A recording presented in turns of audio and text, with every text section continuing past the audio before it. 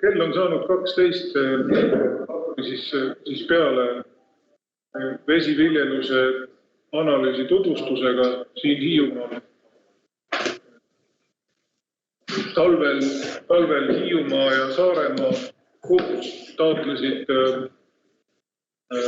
riigi tugiteeniste keskustest maakondlike uuringute vooru raames edukalt toetust selleks, et tellida selline analüüs, mis seoks ära Läänemere keskkonnatingimused, meie regulatsioonid ja rahvusvahelise ärivõimaluse parimate tehnoloogiatega selleks, et mujal maailmas vesiviljeluses toimuvaid arenguid maksimaalselt arvesse võtta ja ise mitte kõike leiutada, võiksid selle töö tegemise võimaluse endale eksperdid, kes siis koos on moodustanud toreda rahvusvahelise meeskonna. Eesti Mereinstituudi eksperdid Georg Martin ja Jonne Kotta on siin füüsiliselt kohal ja valmis teile esitlema oma osa sellest tööst eesti keeles ja loomulikult pärast arutama ja vastama küsimustele. Aga see eelnevalt nimetatud rahvusvaheline kogemus, kes on ka Läänemeres varem tööd teinud erinevate projektidega ka Soomes ja Rootsis, see on siis olnud sellesse töösse kaasatud eelnevalt teie poolt ekraanil nähtud Norra eksperti Knut Senstadi poolt. Ja selleks, et see asi läheks ladusamalt ja mitte korrata 2 päeval täpselt ühte sama juttu, siis tõepoolest Knuti jutule, inglisekeelsele jutule praegu kohe otsetõlget ei järgne. Et need, kes tahavad kindlasti tema juttu paremini emakeeles kuulda, siis homme on Kuressaares suur sinimajanduse konverents, kus esimese punktina seesama analüüs esitatakse nende 3 mehe poolt uuesti ja seal on siis tagatud veebiülekandes ka sünkroontõlke olemasolu. Nii et tänane selle analüüsi tutvustus siin Hiiumaal toimub siis selliselt, et Knuti jutt on ingliskeelne ja Eesti ekspertide jutt siis emakeelne.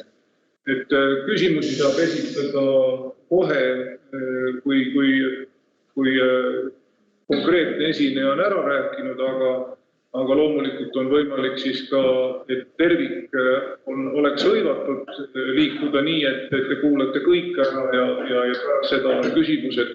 Ja kui on Knutile vaja küsimus esitada, siis võib seda teha eesti keeles ja siis me kolmekesi aitame seda siis tõlkida Knutile ja saame niimoodi selle asjaga siin hakkama. Et hakkaks siis siit minema ja ma liigun siis nüüd inglise keelele üle, et Knut saaks aru, et me ootame siis tema panust. Knut, I have made an introduction in Estonian, what this event is all about, how the project was initiated by Estonian islands Hiiumaa and Saaremaa, and that you will be, as the main expert in the team, you will be the one speaking first, so the floor is yours, please. Yes, thank you.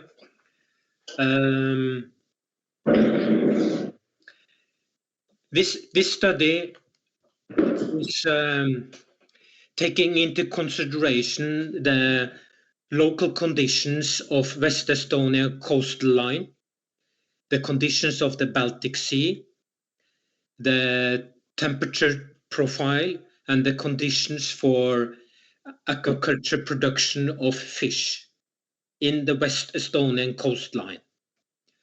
So this is not necessarily any theory. It's based on practical fish farming experiments taking place in West Estonia.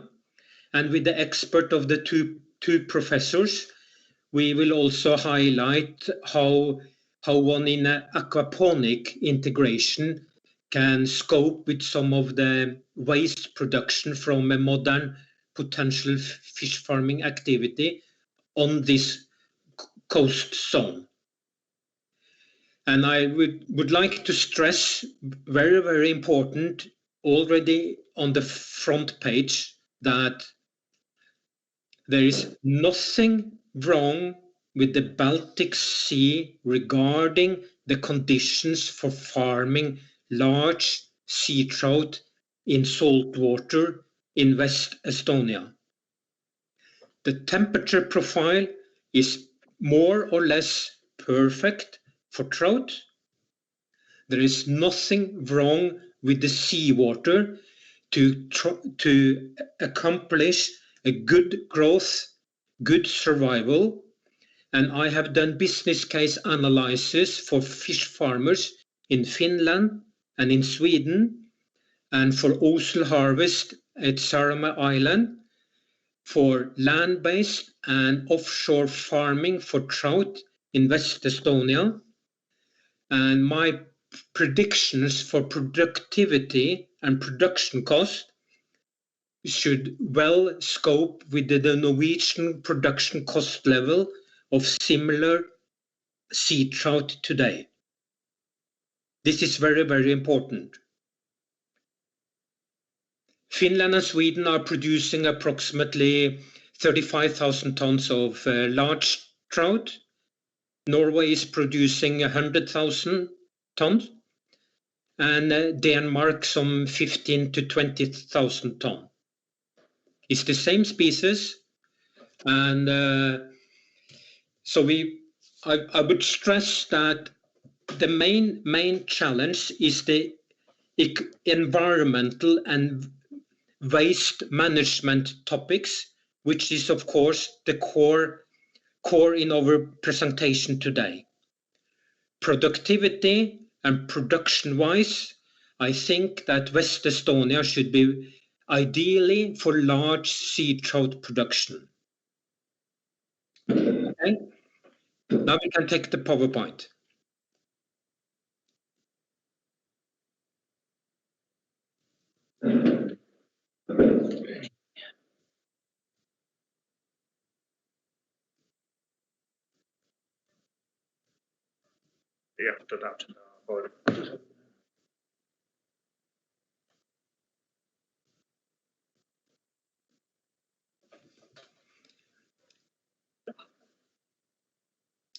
Can you see the PowerPoint? The moment. Not yet. Yes, we can see. Now it's okay, you can go forward. Okay, I cannot see it, but I should see it, Sule. Just a second.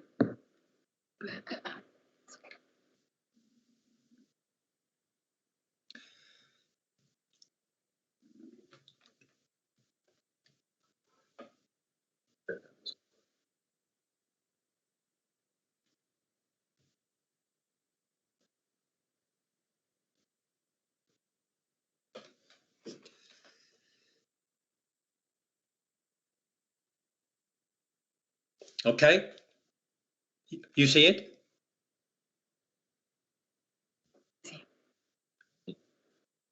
Can you see it now? Yes, can you hear me?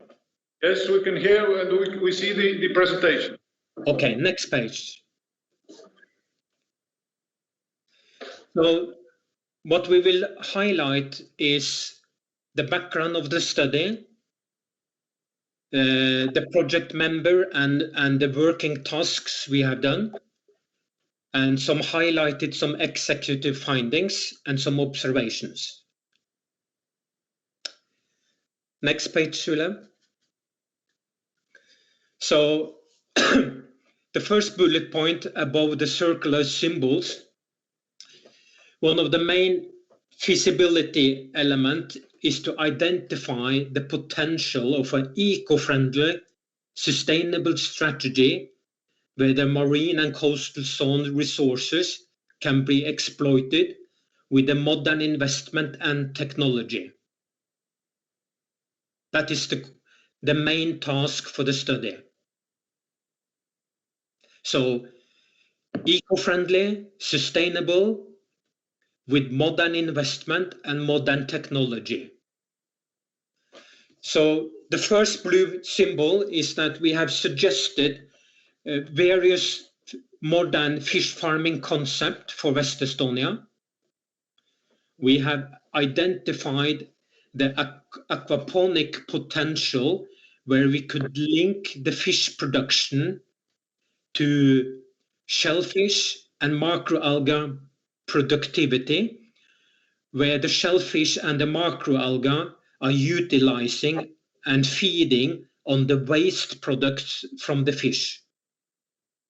In this way, the waste are not entering the free seawater, but are assimilated and accumulated in the biomass of culture-controlled shellfish population and macroalgae population found in vast number in West Estonia coastline.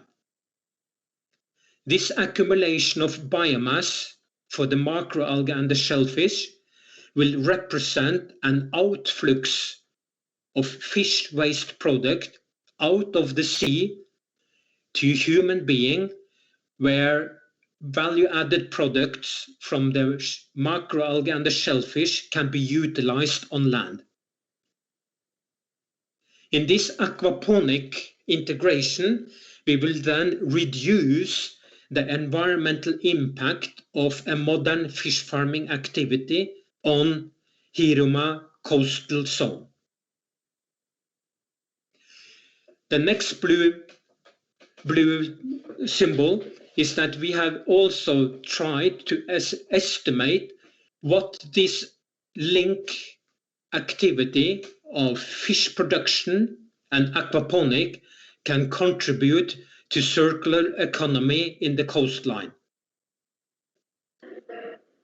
We have then used numbers from Norway, where, as an example, one man year in farming fish represent 3 full-man jobs on land for all type of services, activity, transportation, packing of the fish, technical services, boat cages, fish feed, everything. We have then addressed, based on our recommendation, what action plans the coastal municipalities should do to facilitate that part of this potential can be exploited in the next 10 years period. This action plan is very, very important. Without such an action plan, sorry to say it, but then nothing will happen. So the main task is on the political and the municipalities stakeholders. You have to do something to motivate so that our potential can be exploited.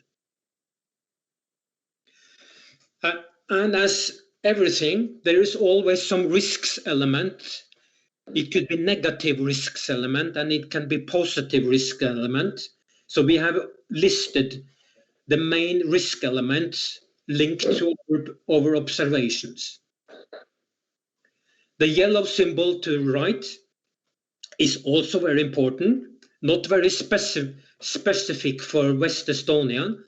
It is special for Scotland, Canada, Norway, North Sea, anywhere you would like to initiate some fish farming activity.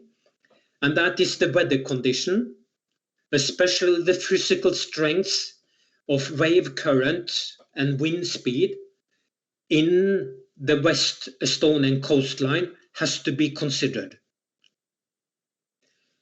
And last and important, you must identify the most potential suitable zones and locations for fish farming activity. Next page, Sule. So this page is for the fish farming activity. We have then estimated the biomass of growing sea trout on land, on offshore, and for a third potential platform for farming fish, enclosed floating large bags. So these three different platforms have been considered. And if you put small fish into the sea in April or May or June or October or November, they are growing until harvest weight is reached, approximately 3.5 kilo, which is 60 weeks farming. So to get a steady state of biomass, steady state of feed digestion, and most important, a steady state of waste flux every week, year round, when it's cold in the water, warm in the water, a lot of sunshine in the summer months for macroalgae, and dark winter months for non-macroalgae production, because then there is no photosynthesis. Our report is covering 170 different generations of trout on all these three different platforms, so that we get a realistic waste flux figures week by week, year by year. And then we have also incorporated the latest new Baltic fish feed mixture from one of the professional commercial fish feed manufacturers. It really doesn't matter who we chose, but we have chosen one from Denmark. And this new mixture of ingredients in the fish feed in 2021 is absolutely important to consider. And then we have done the fish farming production with and without aquaponic integration, where the next symbol on the line there, we have then calculated the gross and the net waste flux with the Baltic feed, with and without aquaponic integration. This is the main part of our work task. It's a lot of work, and I have never ever seen such an aquaponic integration on such a huge amount of generations and three technical platforms for fish production in the Nordic region. And with the excellent support from Jonna and Georg for the aquaponic, I think and hope that we are illustrating today realistic aquaponic integration to West Estonian coastline. And we have selected rainbow trout as the finfish species. We could have chosen Atlantic salmon. The Atlantic salmon is more or less growing similar as the trout. However, one would like a larger Atlantic salmon at harvest, not 3.5 kilo, but 5.5 kilo. But we think that rainbow trout is the superior species.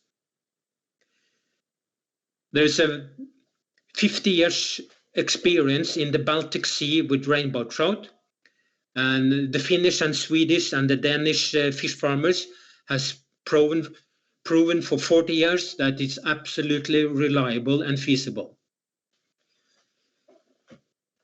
Then the circular economy we have touched based on. We will do that in more detail, and the action plan and risk elements.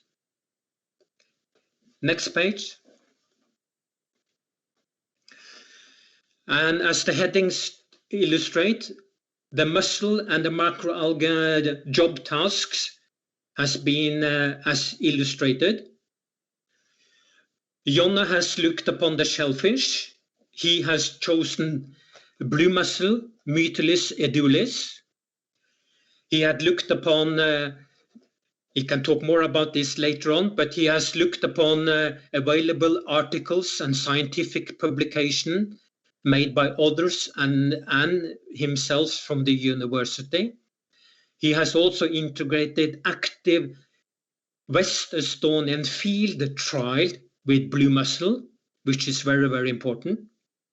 And he has integrated this to the fin fish waste, and he shows the gross and net waste fluxes when the blue mussel is integrated.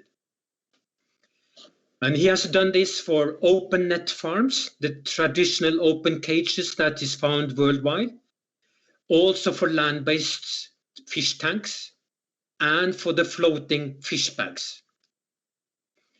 He will also touch base upon a general cultivation of the blue mussel anywhere in the Baltic Sea on the West Estonian coastline, where the blue mussel can capture organic particles from the ambient coastal water.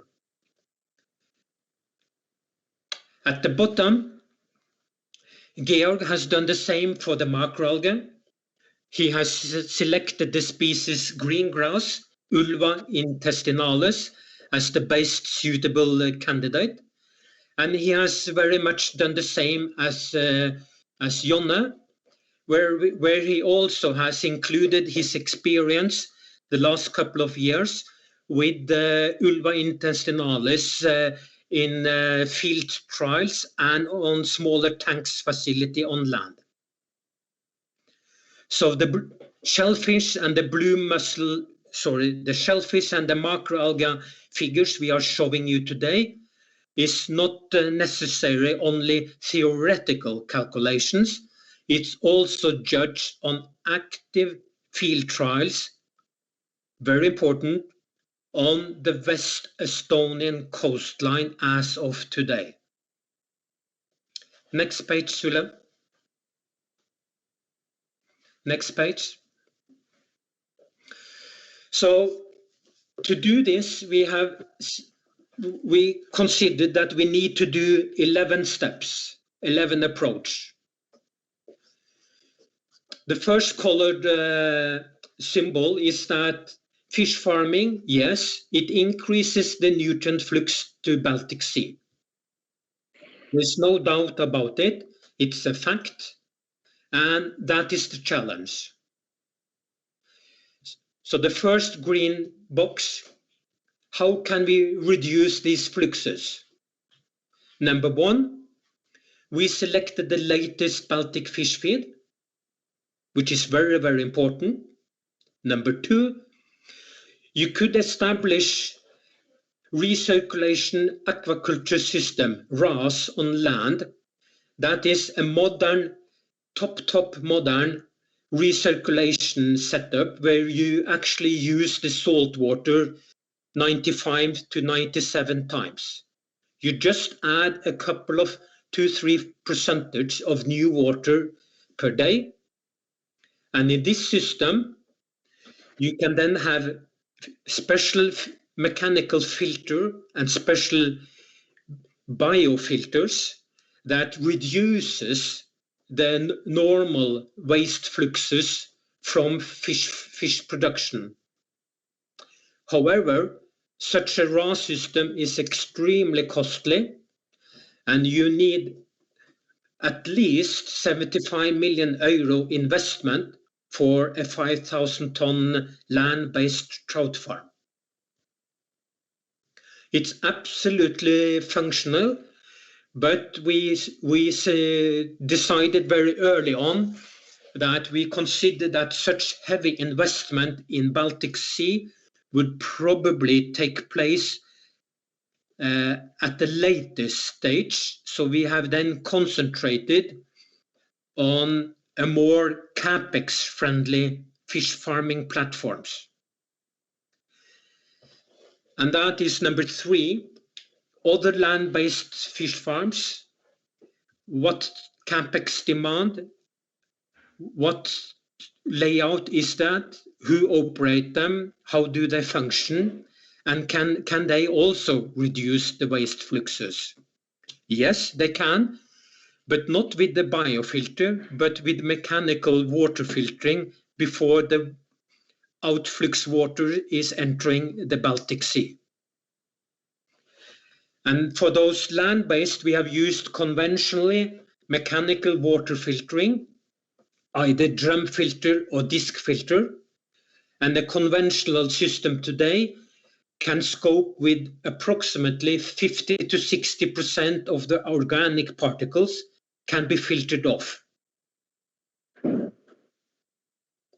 The bottom symbol is traditional Opennet, new offshore farming platforms, or the floating enclosed fish bags. That is the fourth task we have considered. What are the advantages and what are the waste flux impact by using these three platforms? Next page, Tula. And number 5, with these three platforms, can West Estonia initiate some aquaponic integration to them? Yes and no. And if yes, what will then be the reduction in the waste fluxes? And how shall we organize so that this eco-friendly setup can be achievable? And what are the net new fluxes with this fully integrated aquaponic setup?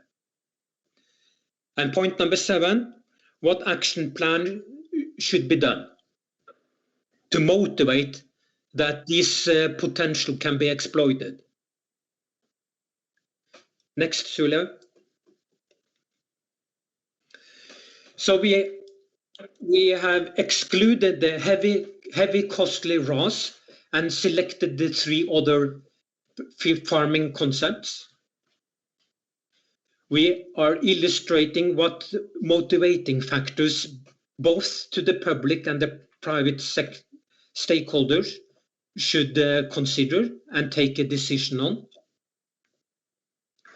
We strongly argue that if our aquaponic net results are more or less realistic, plus minus 10, 20, 30% variation, it may represent actually state of the art. The main reason is that the waste from the fish, from the land-based and the floating enclosed bags are fully controlled by the farmer. No waste are entering the open sea from these 2 platforms. That is very, very unique, and we will show it further on in the presentation. And task number 11, we will illustrate our observations with the circular economy impact for West Estonia. Next, Sula. So this is the illustration. There is approximately 50 floating enclosed fish bags in operation in Norway today, 24/7. It's an 15-20-year-old techniques that currently has caught much positive attention both from the fish farmers and from environmental people. The idea is that to put fish into a huge enclosed physical barrier where you farm the fish by pushing seawater into the unit, circulated with added oxygen. You suck out the used water and the waste into a mechanical filtering system on a floating platform close to the bag.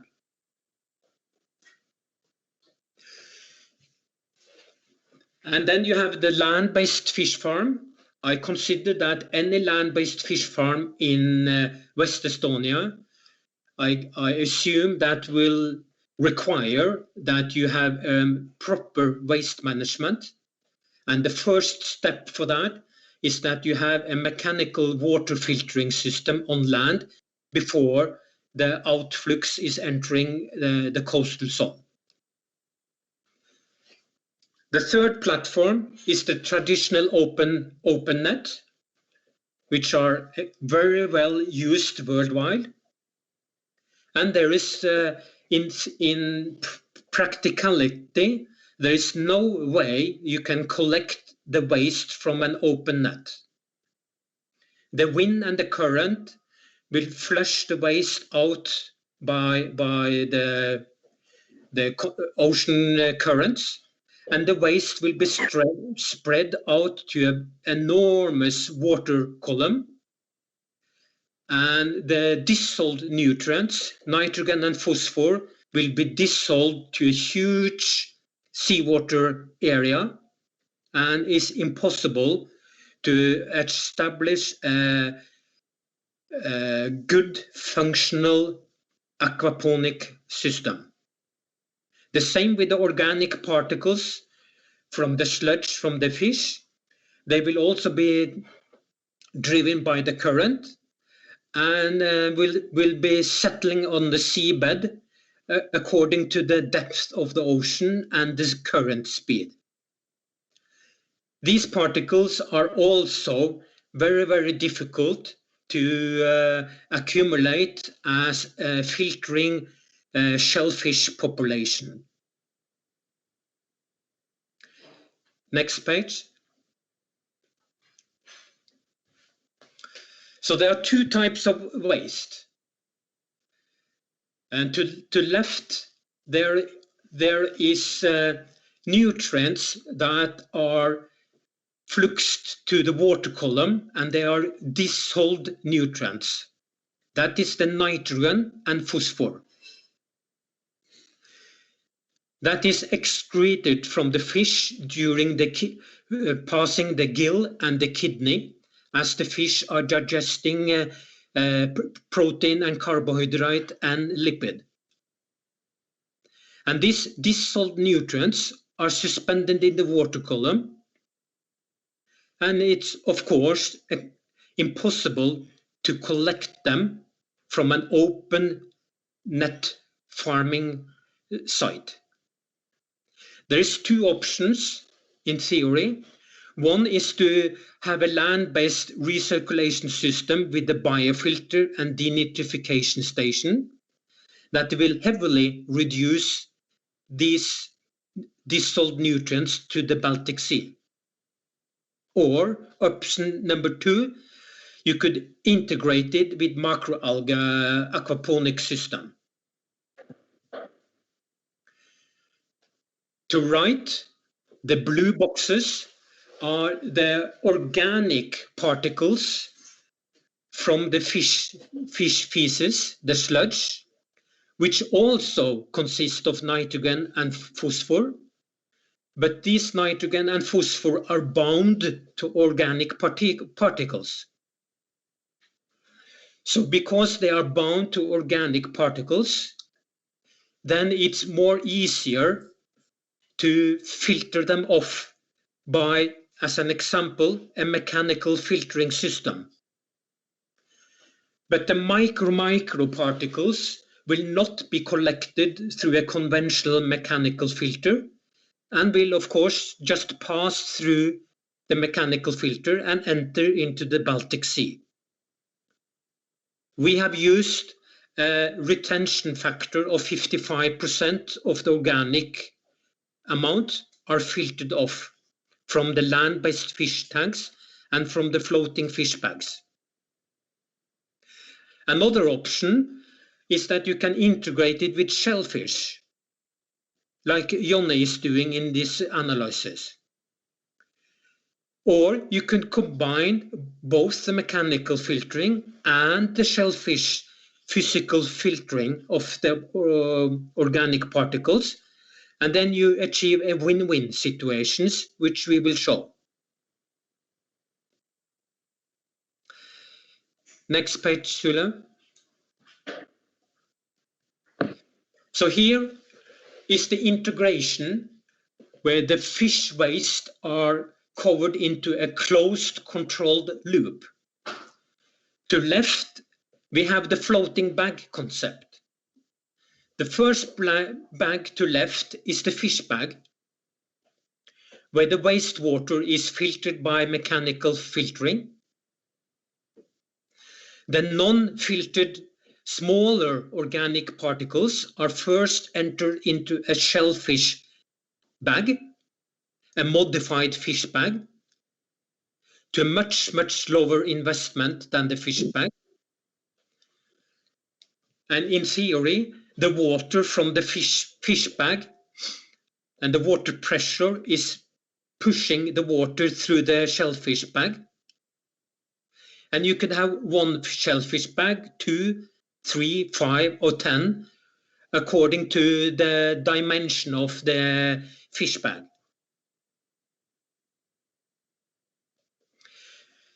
The same system you can have for the land-based fish tanks on land, that 10 or 20 or 15 fish tanks on land, very big and large and modern, could be integrated where you have a floating shellfish bag at the shore close to the land-based farm. And in this way, the shellfish will physically filter off the suspended organic particles before the water is entering the West Estonian coastline.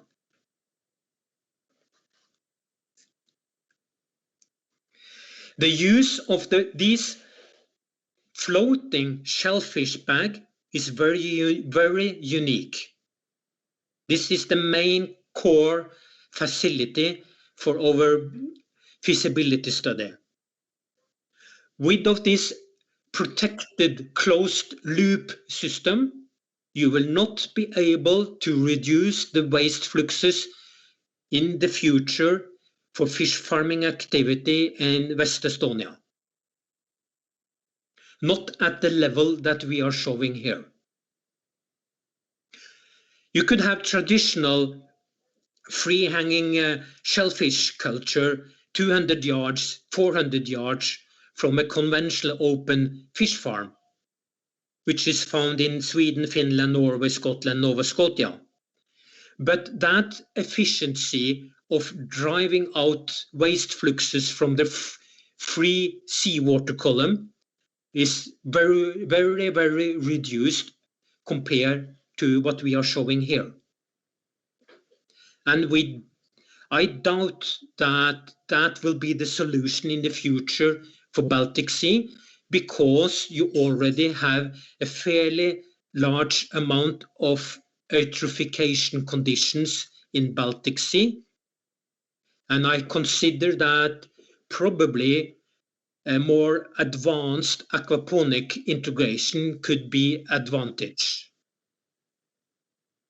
But we are showing alternatives too. Next page, Julia.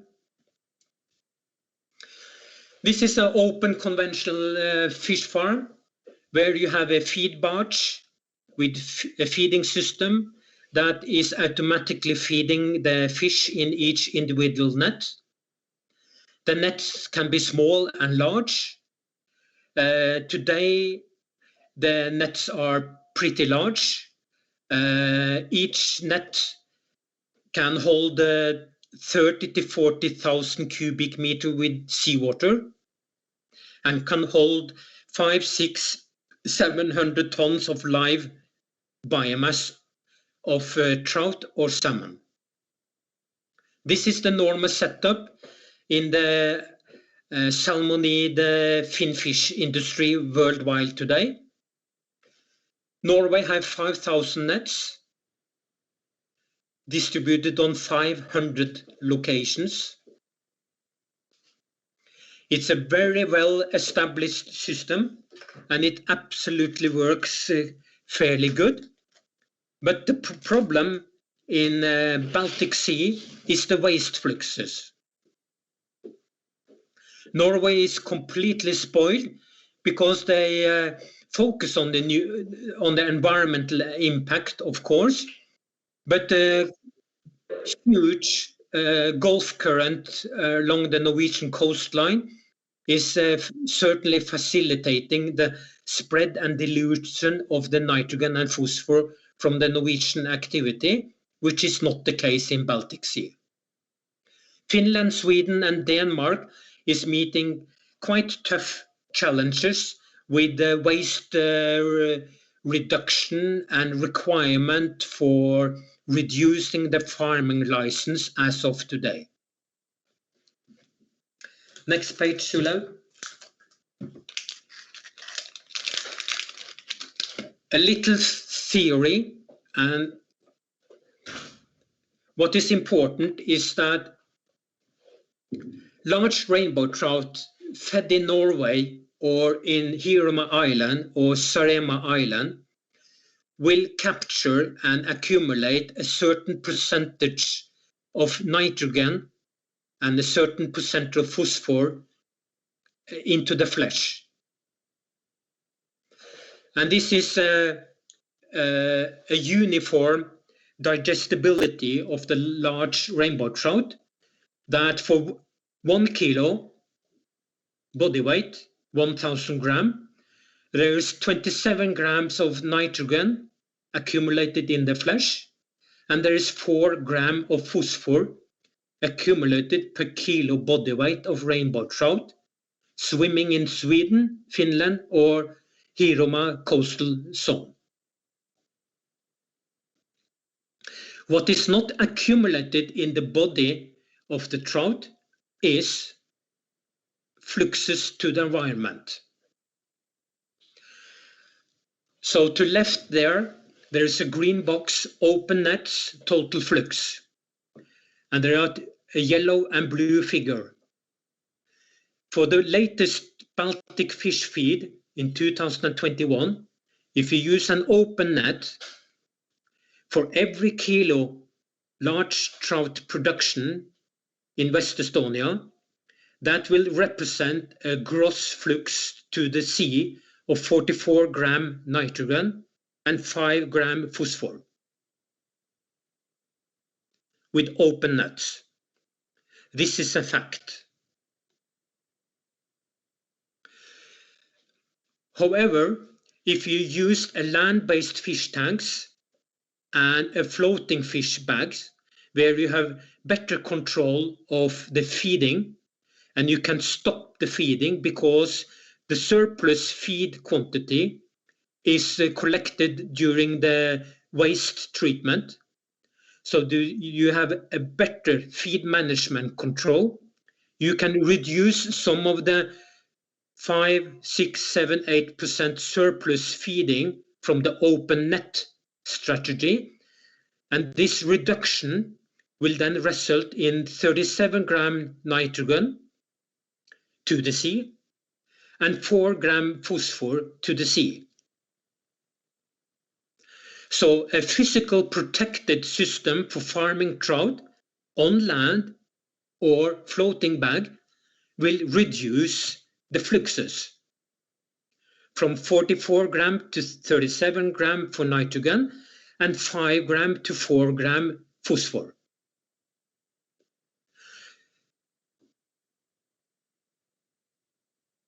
Next page, Sulaug.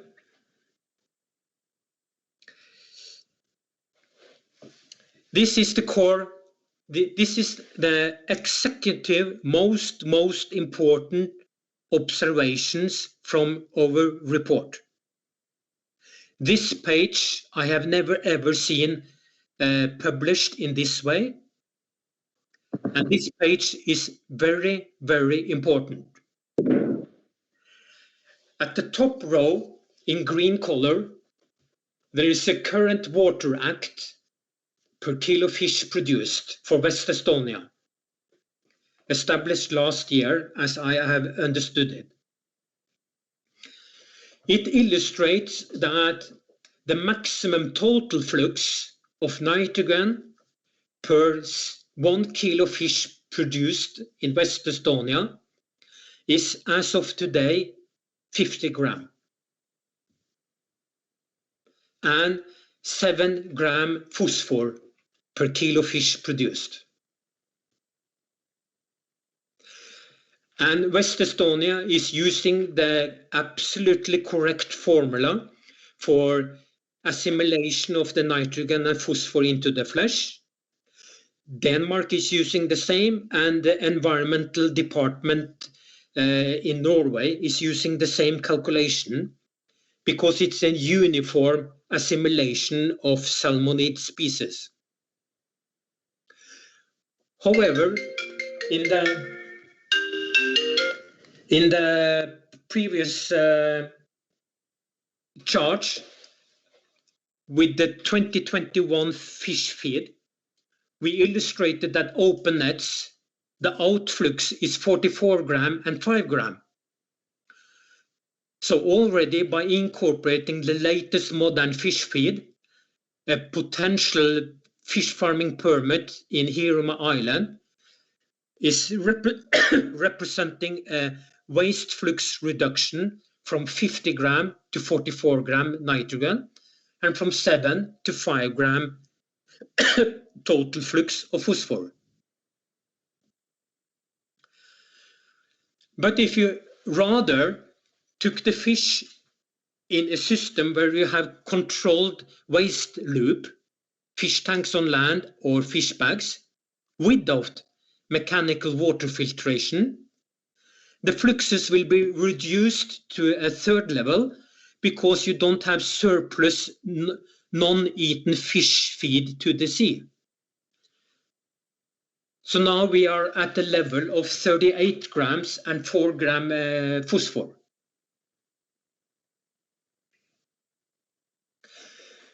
And if we added a mechanical conventional 100 microfilter disc to the land-based and the floating fish bags, we will further reduce the nitrogen to 35 gram, and phosphor will be dramatically reduced to 2.7 gram.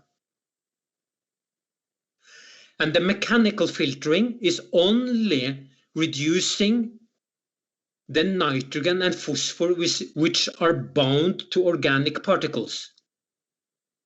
And we have calculated 55% of the organic particles is taken away. But the dissolved nitrogen and the dissolved phosphor in the free water column is not being reduced by mechanical filtering. The next line is the mechanical water filtering plus mussel filtration. That will slightly reduce the nitrogen, and it will dramatically reduce the phosphor content. And that is because the nitrogen impact of the mussel is minor, because a very high percentage of the nitrogen waste are dissolved in the water column. So the filtering growing mussel population cannot scope with that. The mussel are only reducing the nitrogen bound to organic particles. But because of its contribution are very low, the mussel impact for nitrogen is very low.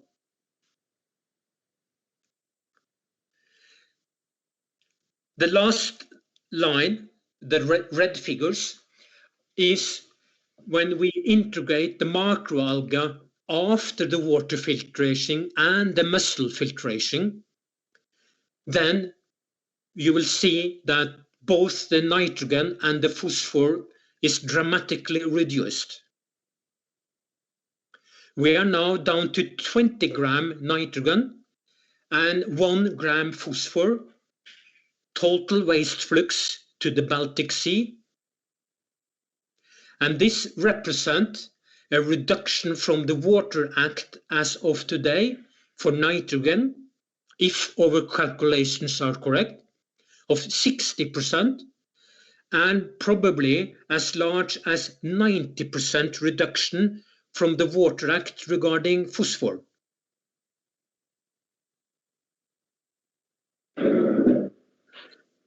So my point is that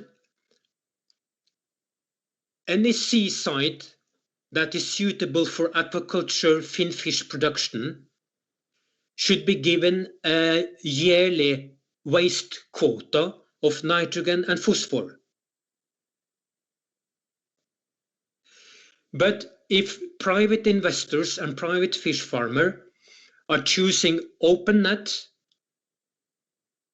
tanks on land, without mechanical filtration, without aquaponic integration, then their biomass and the feed quantity that they should be allowed to use will be much lower compared to setup where investments are integrating water filtration and aquaponic integration. That is more costly for the fish farmer, but if the net result is that they can reduce the waste according to our figures, then this reduction in waste should allow them to have the similar increase in biomass and increase in feed volume. The net effect is that the total yearly waste quota is identical. So a more advanced mechanical filtering, a more advanced aquaponic system in Hiroma and Saaremaa Island on the west coast of both islands should be motivated so that more advanced farming platforms are introduced, allowing the fish farmer to have a higher productivity that can dilute this extra capex cost and still be suitable for a cost economy strategy.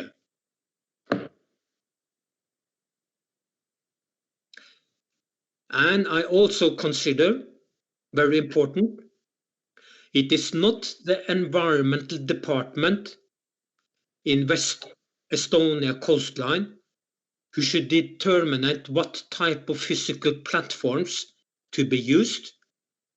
That should be the responsibility and decision for the fish farmers. But the environmental department should regulate, monitor in a cooperation with the fish farmer so that yearly flux quotas are within the given ranges. And third important, good sites with good current and deeper seawater bed should probably be allowed to have a higher waste quota than other locations. So this table, from our perspective, is very, very important. The nitrogen can be reduced from the Water Act of 50 grams per kilo produced, probably down to the level of 20 grams. And the phosphor can be reduced from the Water Act 7 grams down to 2 grams or 1 gram. If you are not integrating with aquaponic system, but only water filtering, the middle line in the table is realistic with the filtration of 100 micron. Then the nitrogen flux is 35 grams and the phosphor is slightly less than 3 grams.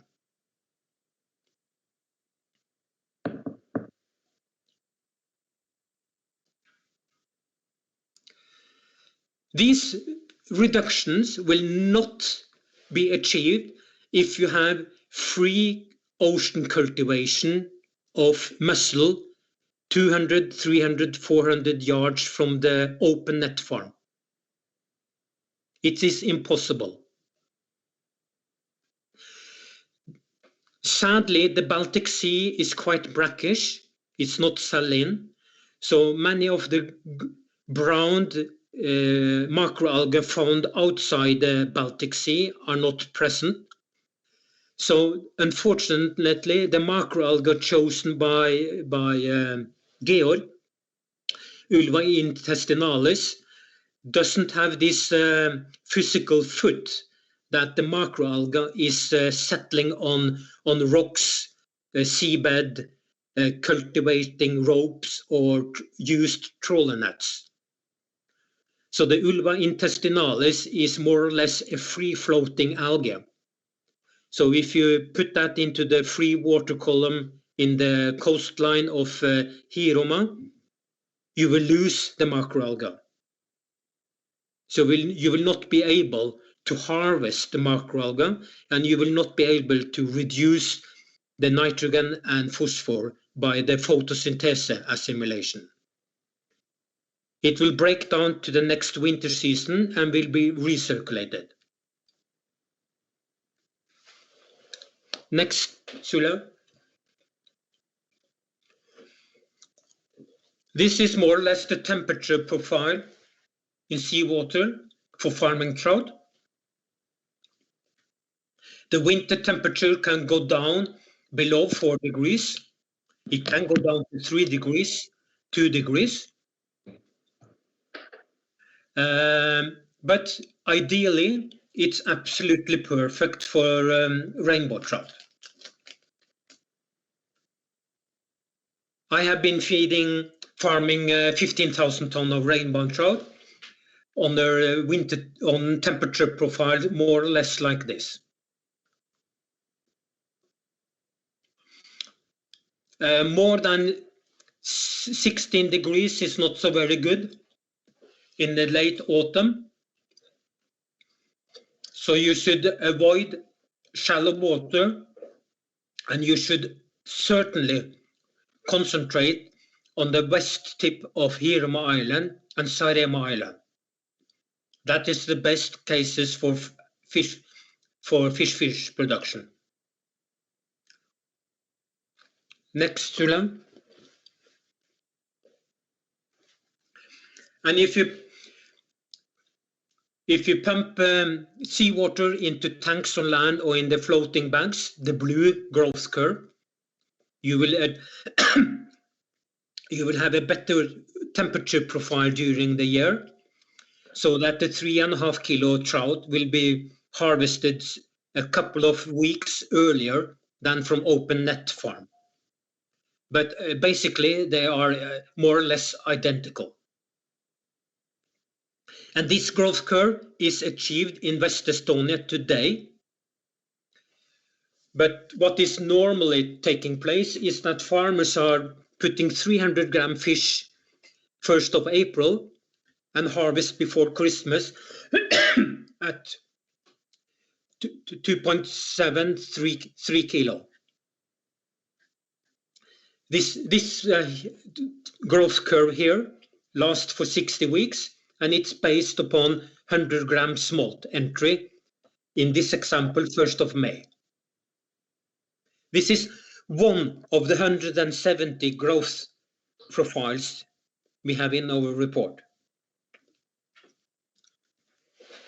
Next page, Sula.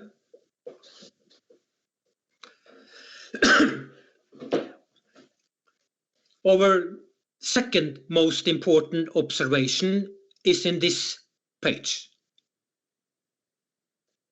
If you start to left at the top, you need egg and smolt production to produce large trout. It is extremely important that 3 to 4 modern smolt farms are established on the coast of West Estonia. Without the land-based freshwater smolt farms, there will be no seawater finfish production. And if 10% of the fish is dying, you need more or less 1 smolt for every 3 kilo. And the red number, 13 million smolt, multiplied by 3 kilo, is 40,000 tons.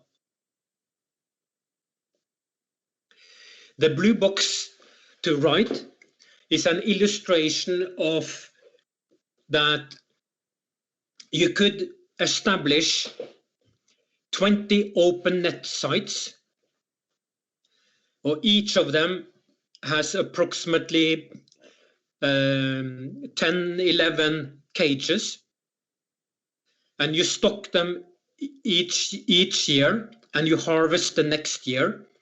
So then you have a mixture of small fish and big fish every month, but you're only harvesting from the big fish sites. So if you have 20 sites, you are harvesting 10 sites, and each of them 2,000 tons. So then you every year is harvesting 20,000 tons from Opennet farms.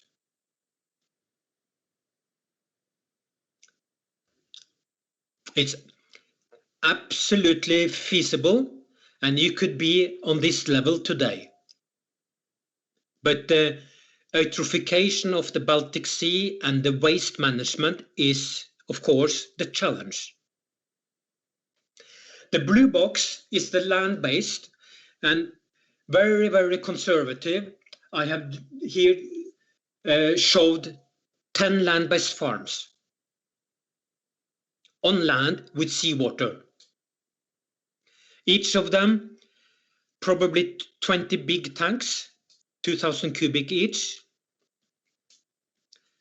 It is 200 there, there's an error, this should be 2,000. And then you can harvest 10,000 tons per year, live weight. The orange box to the left is the floating fish bag. You could have 10 farms, each of them with 10 units. And here you can also harvest 10,000 tons per year.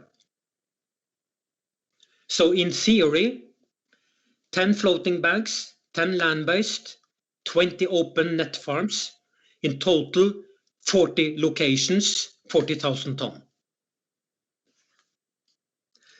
There is no overestimating here. The open nets, if the permits for waste fluxes are given, you could produce much more than 20,000 tons from open nets.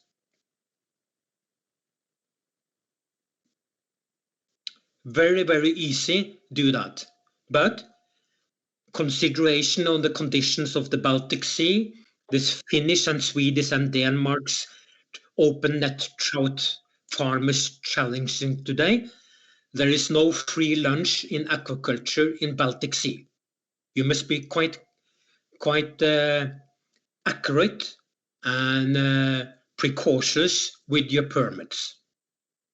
That is why we have done our analysis with these 3 platforms. The green box illustrates that open nets may contribute to a total sea and land-based circular economy of approximately 270 jobs. The land-based and floating farms, 250, and the aquaponic integration, approximately 175 jobs. In total, minimum 700 jobs.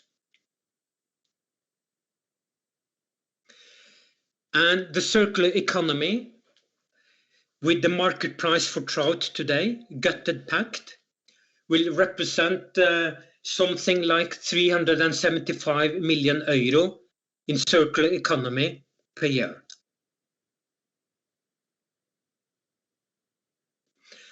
You should achieve certainly the same market prices as the Finnish, Swedish and the Norwegian trout. Next page, Julia.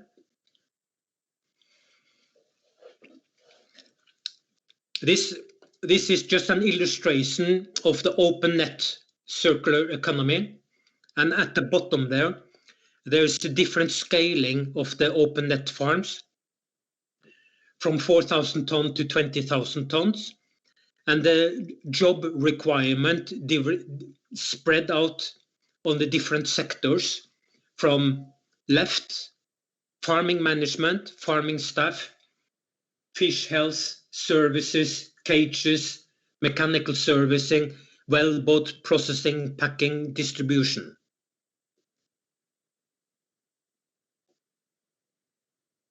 There will be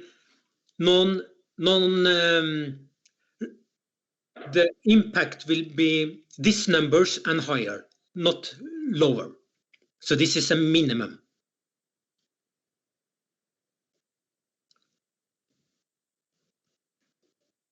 And of course, the farming staff, the second column to left, is of course the absolutely main contribution. And you can also here see that I have not used the multiplicator factor of 3 land job versus 1 sea job. I only more or less used 2. So I'm very conservative here. In Norway, it will be 500 jobs in total. Next page. We must speed up a bit. Sorry, okay. The same figures are for the land-based and the floating bags. You can look upon that in the detail yourself later on. Next page. So this is our findings, that if our, to left, if our observations are more or less plus minus correct, we think that it's important that you adjust our observation for the aquaponic integration. The system must be functioning. The blue mussel must be able to capture the organic particles, and the macroalgae need to have enough sunlight in the summer period so that it can do the proper photosynthesis. It's a major game change for West Estonia, if it works. The green box to right, is Jonne's observations that the blue mussel can actually capture all the suspended organic particles from the water column if the mussel is kept within enclosed bags. The next box is the reduction from the Water Act, which we have talked about. And the blue box is the latest fish feed alone, standalone, without water and aquaponic integration.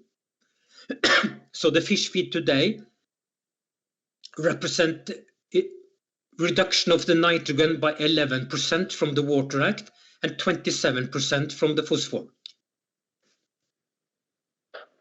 Next page.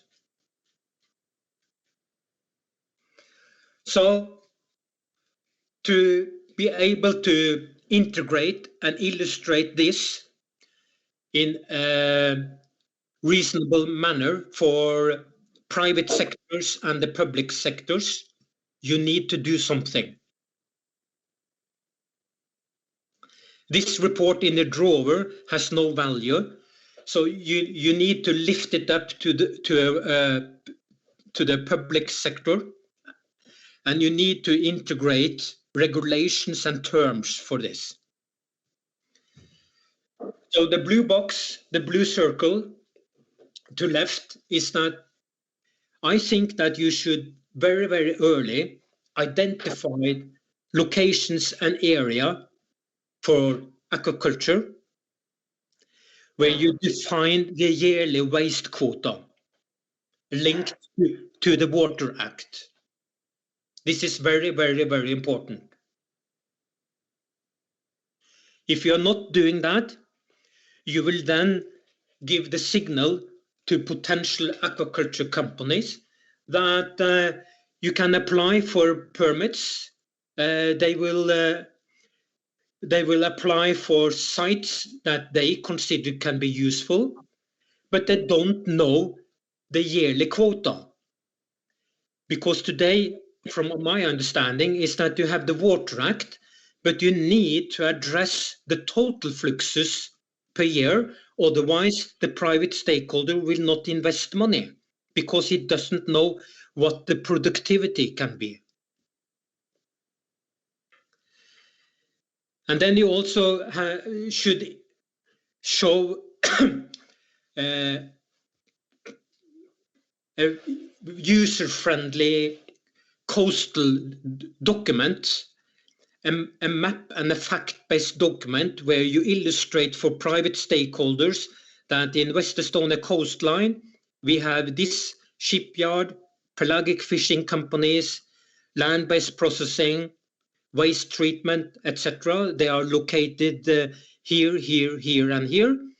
And you should then integrate that with proper permits, waste fluxes, so that private stakeholders are motivated to do their investment and apply for permits.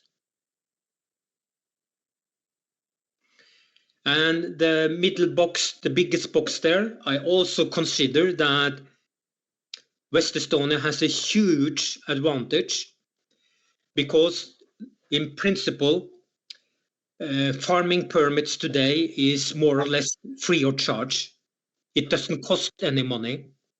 But in Scotland and Norway, it's impossible for new enters to enter fish farming activity because a permit is costing a tremendous lot of money. So, and they are not for sale. So the players who are in Norway today will be the players next week. This is not the case in West Estonia. And you should invest in invite international fish farming seminar with the facts-based document and motivate stakeholders to take initiative to do investment in West Estonia. And I think also to write that some sectors of the public municipalities should also join forces with private stakeholders, especially regarding setting up a pilot marine station at the coast, at one of the islands. This is very, very, very important, where you can document active fish farming production integrated with shellfish and macroalgae and act as a fact-based center for private stakeholders so that they are motivated to do their investment. And here the public sector could be part owners, 10, 20, 30%. And after a 5 years period, you could sell your share to the private partners. Next page, Shula. Yeah. So this is an illustration of the current company activity sector on West Estonia coastline today. It's a vast number of activities. The marine products biomass is very low. So if you can increase the fin fish production, I'm very certain that this supply chain setup today would certainly scope with an increased supply of fish raw material. No question about it. Next page, Sula. This is just some comments from a Finnish lawyers' articles about Baltic cooperation and Baltic Sea protection, water directive, etc. Next page, Tula. So there are already modern smolt facilities in the region today. It's just a matter of scaling up. Point B, there's nothing wrong with the Baltic Sea as a fish farming medium. Point C, one of the largest area in the world who's producing portion trouts basically on land in freshwater in the whole Europe is in Europe. All assets, fish feed, technical asset, fish vaccine is just outside your door. West Estonia is in the middle in the EU market. You have a medium labor cost, and distribution cost is ridiculous low compared to Norway. Point F, production cost should be identical at the same level as for Norway. I'm very sure about that. And there is no costly licenses entry. And the world's, except for Chile, the world's second largest secondary processing industry is in France and Poland today. Why shouldn't it be in Estonia? Next page, Sule. This is an illustration of an open net farm. Next. This is different land-based farms, outside, outdoor or indoor. Next. There are 5 manufacturers of enclosed floating bags in Norway today. Here are some illustrations for some of them. The bottom right corner is a private R&D station in Norway who operate smaller scales floating bags at the dimension more or less that we have included in our report. And there is a misunderstanding that these bags has to be lifted with water, etc. No, the structure color frame on the ocean surface has to be lowered into the water once, and the big plastic bags are installed and can be changed every 5th year.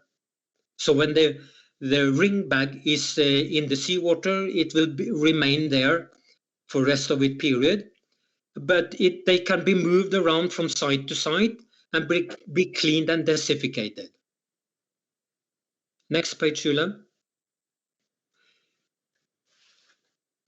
Yeah, no, Jonne, speak. Ma võtan nüüd rääkimise natukeseks üle, et läheb eesti keelde ja kuna aega on päris palju kulunud, siis katsun käiku ka kiirendada. Et minu jutt on nüüd selle projekti nüüd see osa, kus me kasutame ära meie enda kohaliku rannakarpi, et pildil on ka näha, kes siis on väga efektiivne filtreerija ja milleks nii-öelda filtreerida tehisvahenditega, kui meil on omal olemas selline loom, kes võib meie jaoks nagu töötada. Ja see mõte ongi nüüd selles, et kui traditsiooniliselt on rannakarpi kasvatatud meres, siis selle praeguse projekti kontseptsiooni nagu visioon on nüüd see, et me ei kasvatada otse meres, aga paneme nendesse samadesse sumpadesse, mida Knut just siin näitas, ehk nad on nagu sellised pool suletud või vesi sealt läbi ei liigu ja tänu sellele see kala kasvatusest tulenev see toitainete sisaldus, kontsentratsioon on seal palju suurem kui merevees ja need karbid suudavad seal sadades kordades isegi nagu seda filtreerimise efektiivsust suurendada ja tulemust saavutada. Nüüd karpidel on see hea omadus, et kuna nad meil siin elavad, siis nad on aastaringselt väga efektiivsed, et nad põhimõtteliselt filtreerivad nii talvel kui ka suvel väga efektiivselt merevett, et suvel on see natukene nende efektiivsus suurem kui talvel, aga ka talvel on täiesti piisav, et sellist kalakasvatusest tulenevat heitvee kogust nagu välja filtreerida ja paremal pool on lihtsalt paar graafikut, mis näitab, mis peamiselt seda filtreerimist nagu mõjutab. Üks on siis soolsus, aga alati kui soolsus on suurem kui 5 promilli ja see siin on alati ka tagatud, ei ole filtreerimisega probleeme. Teine on siis veetemperatuur, kuid selle mõju on ka päris tilluke ja tegelikult ikkagi, kui vesi on soojem kui 5 kraadi, on filtreerimise efektiivsus on väga suur ja lõpuks siis seesama osakeste kontsentratsioon, et kui need osakesi on liiga palju, siis need karpide filtreerimisseaded võivad ka ummistuda ja nad võivad mitte nii efektiivselt filtreerida ja seetõttu ongi vaja neid karpe panna sellised kasvatused piisavas koguses, et see kontsentratsioon ei läheks seal liiga suureks. No, seda süsteemi põhimõtteliselt enne juba näidati, aga siin on nagu täpsemad numbrid välja toodud, et siis selle 4 kala sumba kohta oleks vaja ühte sellist karbisumpa, et puhastada ära heitvett. Et see on siis, kui need kalakasvatus paikneb maismaal ja siis, kui nad on meres, siis on 2 kala seda sumpa ühe selle karbisumba kohta. No mis on veel oluline on see, et seda sama karpi tegelikult, nagu nimi ütleb, ta on ju söödav rannakarp, ehk ta ongi söödav ja põhimõtteliselt on 2 võimalust kalakasvatuse juures, et kas me nüüd kasutame seda nüüd biofiltrina, see karp elab päris kaua, 10, 20, 30 aastat isegi, ehk siis põhimõtteliselt see süsteem võib seal sumbas kenasti nagu toimida, või teine võimalus on see, et me ootame 2,5 aastat ja siis kogume need karbid välja sealt ja kasutame siis näiteks inimtoiduks, loomasöödaks, seal on hästi erinevaid võimalusi. Meil seda karbisöömise kogemust väga ei ole veel, aga ei ole sellepärast, et need karbid on tillukesemad kui ütleme ookeanites kasvavad karbid, aga meil on praegu käimas üks innovatsiooniprojekt, kus me oleme ka leidnud sellele väikse lahenduse seal proteiinipulbrite ja muude asjade näol, ehk siis lähitulevikus siin poole aasta pärast tegelikult on meil ka võimalus, kuidas seda väikest karpi inimtoiduks kasutada näiteks.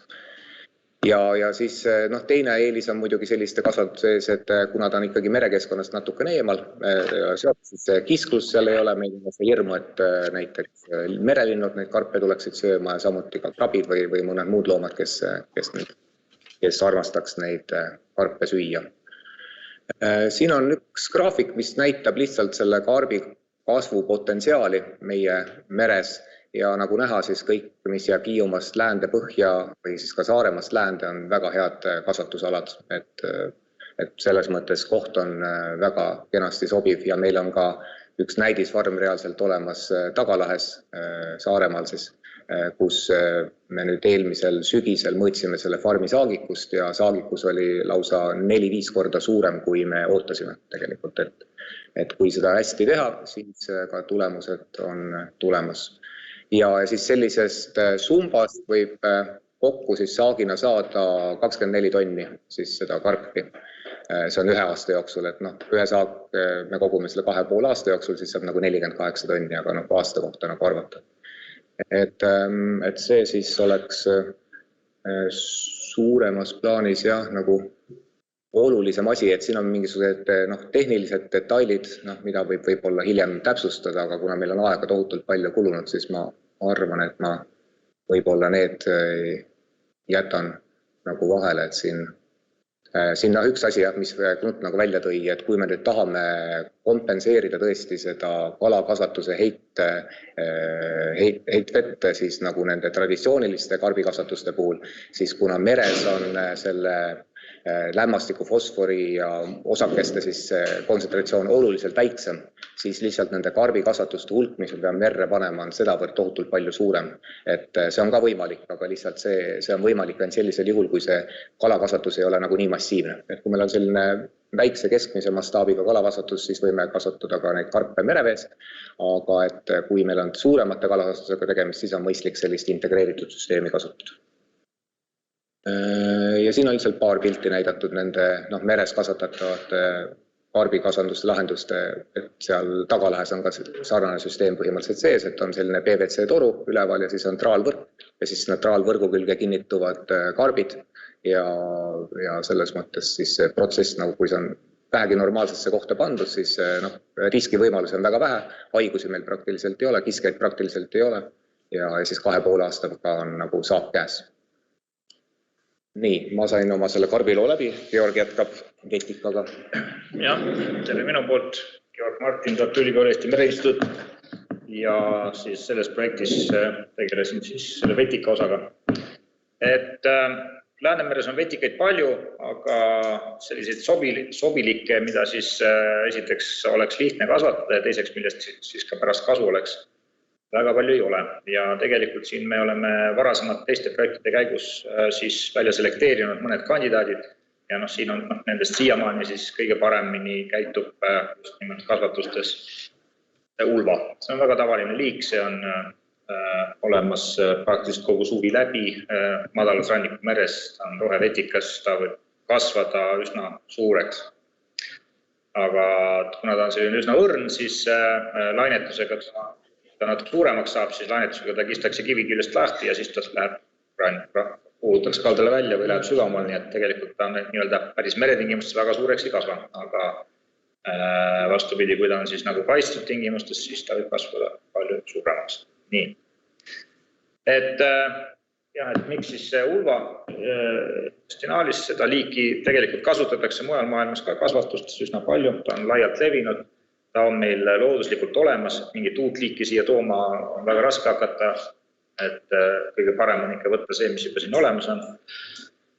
Vetikas võib kasvada väga kiiresti, kirjanduse andmete järgi 30% või 30% päevas oma biomassi suurendada, aga kui ta suurendab biomassi, siis ta imeb ka siis toodusest siis toitaineid, ehk siis kui tal on toitaineid piisavalt ja valgust ja kõik muid tingimusi on hästi, siis on tegemist sellise üsna hea sellise biovahendiga, mis siis lahustunud olekust need toitained siis tõmbab biomassi.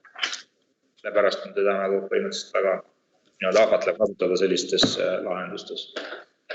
Peale selle siis fotosünteesi käigus toodab siis vetikas ka hapnikku, mis on ka oluline, et eriti kalakasvatus vee puhul, mis on tavaliselt hapnikuvaene, et siis ta rikastab ka seda vett hapnikuga päevasel ajal.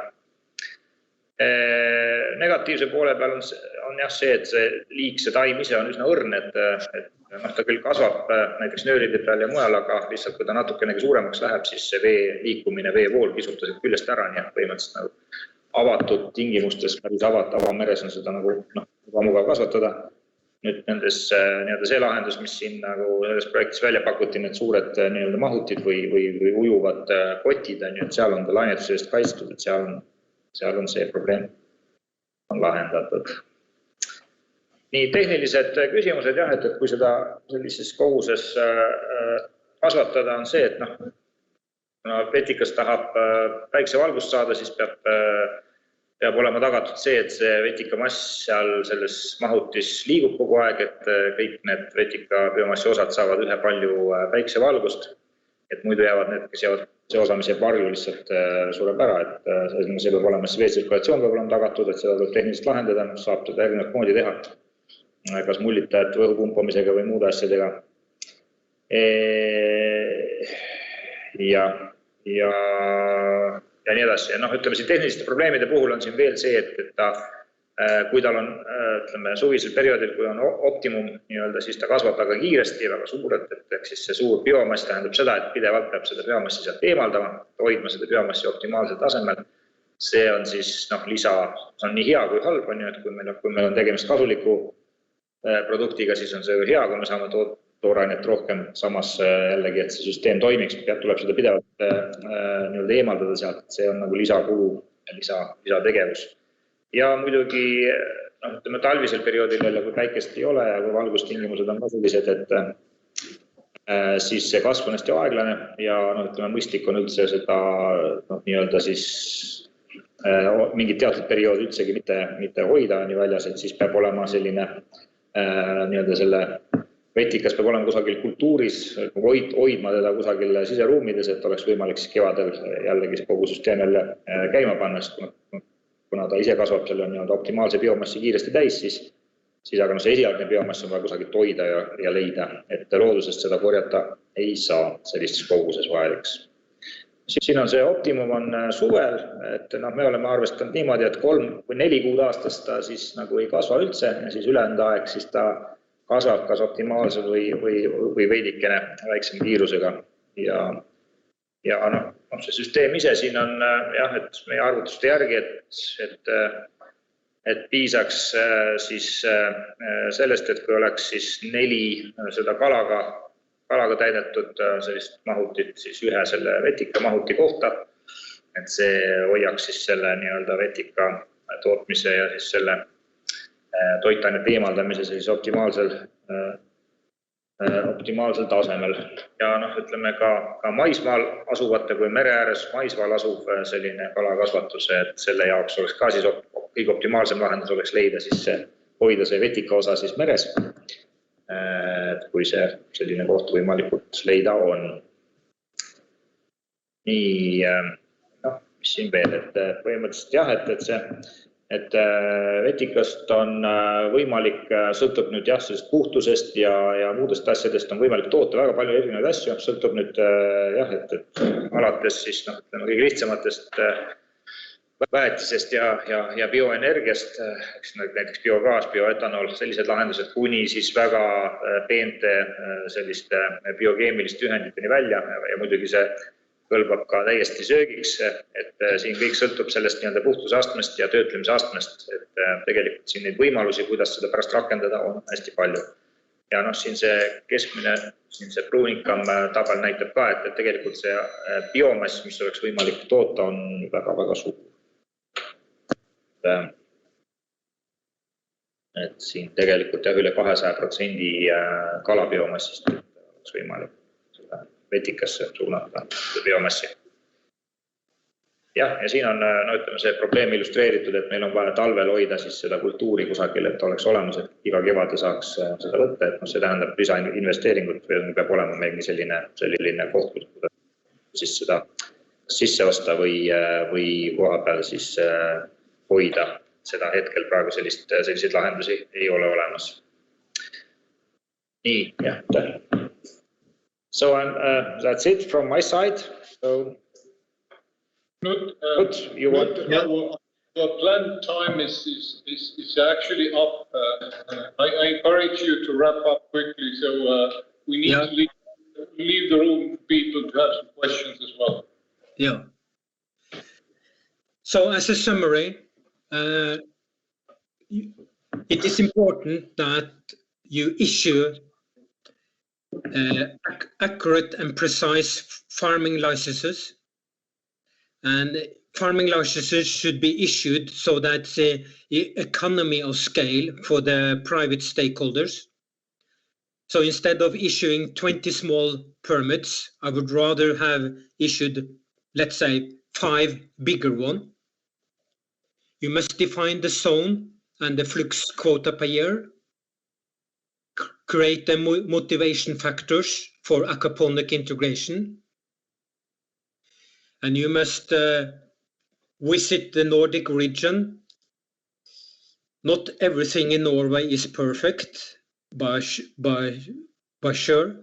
There are some problems in Norway. But I would have visited Norway, the environmental department and the fish health department there, and taken with me back to Estonia the best parts. And you should also keep track on the latest farming concept and the waste technology that is currently being very scaling, and new technologies are implemented. And the last box is that you must, I think you should certainly motivate that the marine pilot station is established in the region. Next. We can skip all this, Sulev. Next. And this is the pilot station. Create some tanks on land and some Opennet cages and some floating bags, and get some fish farmers to deliver smolt to you. The fish farmer could certainly be part owners with the public sector. And I think that this could be a very good start. These systems, cages, tanks, and floating bags can be leased.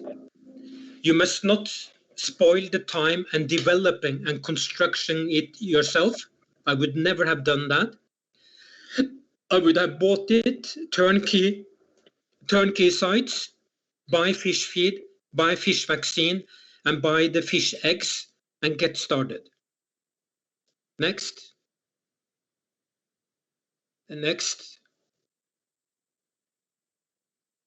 I think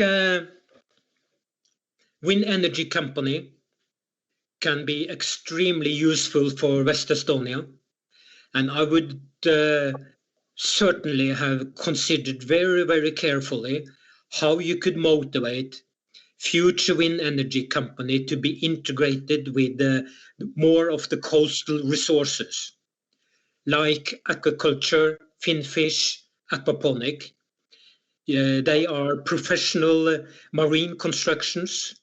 They know the weather conditions. They supply with electricity. They have manpower, services, barge boats. They can deliver kilowatts, oxygen, logistic. Pretty much what you need can be integrated with such companies.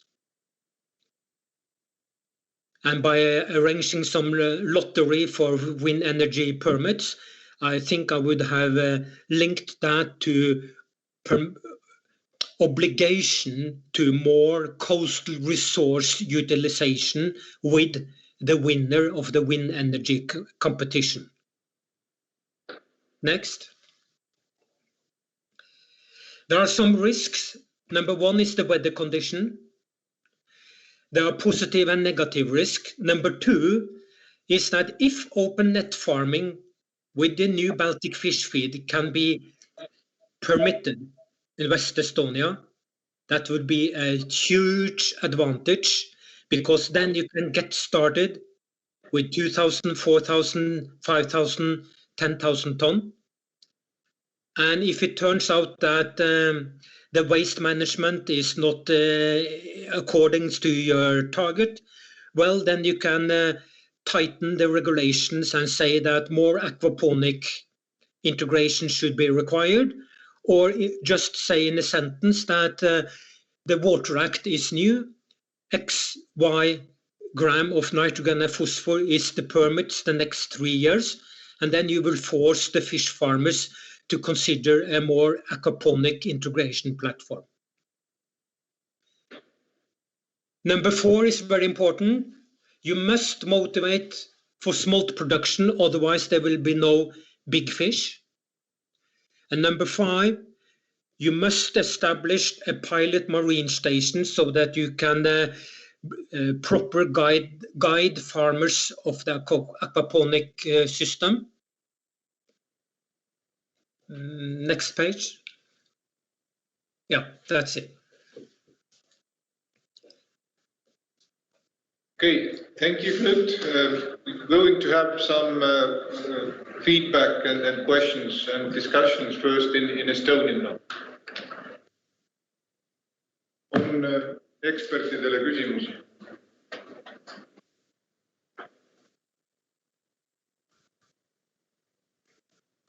Ja palun.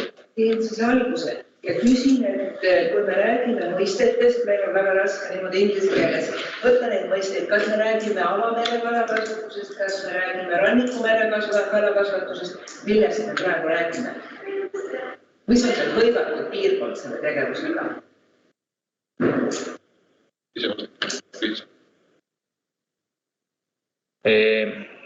See katab põhimõtteliselt kogu seda ampluaad oli.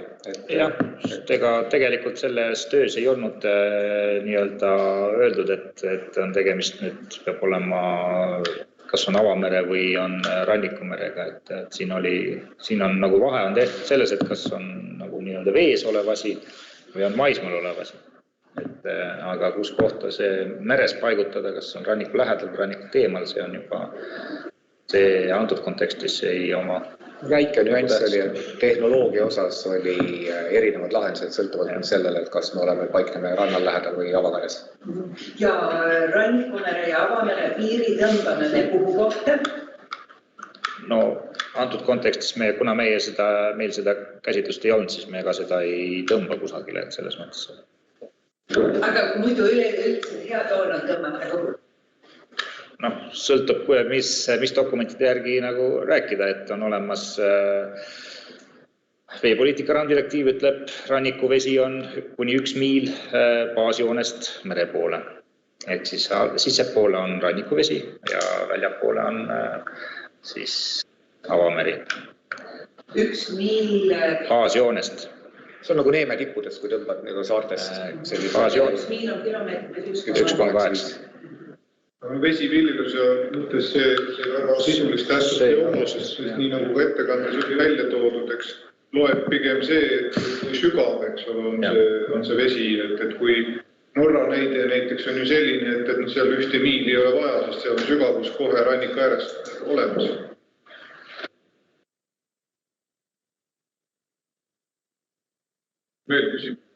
Ja, ma võin siin on palju selliseid erinevaid stsenaariume, mis on joonistatud erinevad tehnoloogia tingimuste selle põlide ja karbikasvatusega. Palju sellest on nagu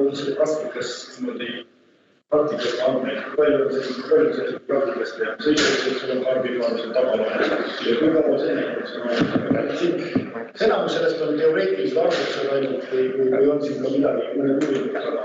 Põhimõtteliselt tegelikult selle projekti suur osa arvutusi on selles osas teoreetiliselt, et sellist pilooti, nagu Knut näitas selliseid vees olevaid sumpasid, kus vesi läbi ei käi, selliseid ei ole olemas, kus oleks nii kala, vetikad ja karbid. Küll need filtreerimisnäitajad, karpide kasvukiirused, need ja vetikate numbrid, need tulevad reaalsetest Lääne-Eestis tehtud mõõtmistest. Et selles mõttes see on potentsiaal, samas kui me hakkame skaleerima seda suuremaks, me tegelikult, ütleme, selleks ongi selle piloodi mõte, tahab täiendada. Ma tahaks täiendada nii palju, et see, mis puudutab kala osa, see on reaalne asi, et see on olemas. Kogu see tehnoloogia, kõik need hinnad on teada, palju üks tükk maksab, palju ta toodab ja nii edasi, et see on nii-öelda nende mudelitena ja kõik see tootlikkus ja kõik see asi on olemas. Nüüd see osa, mis on nagu karbid ja vetikad, see on nüüd ütleme sellist asja olemas suures, ei ole, aga on olemas uuringud seal taga. Ehk siis need numbrid ei ole võetud laest, vaid need on võetud meil Eestis koha peal läbi viidud uuringute numbritest.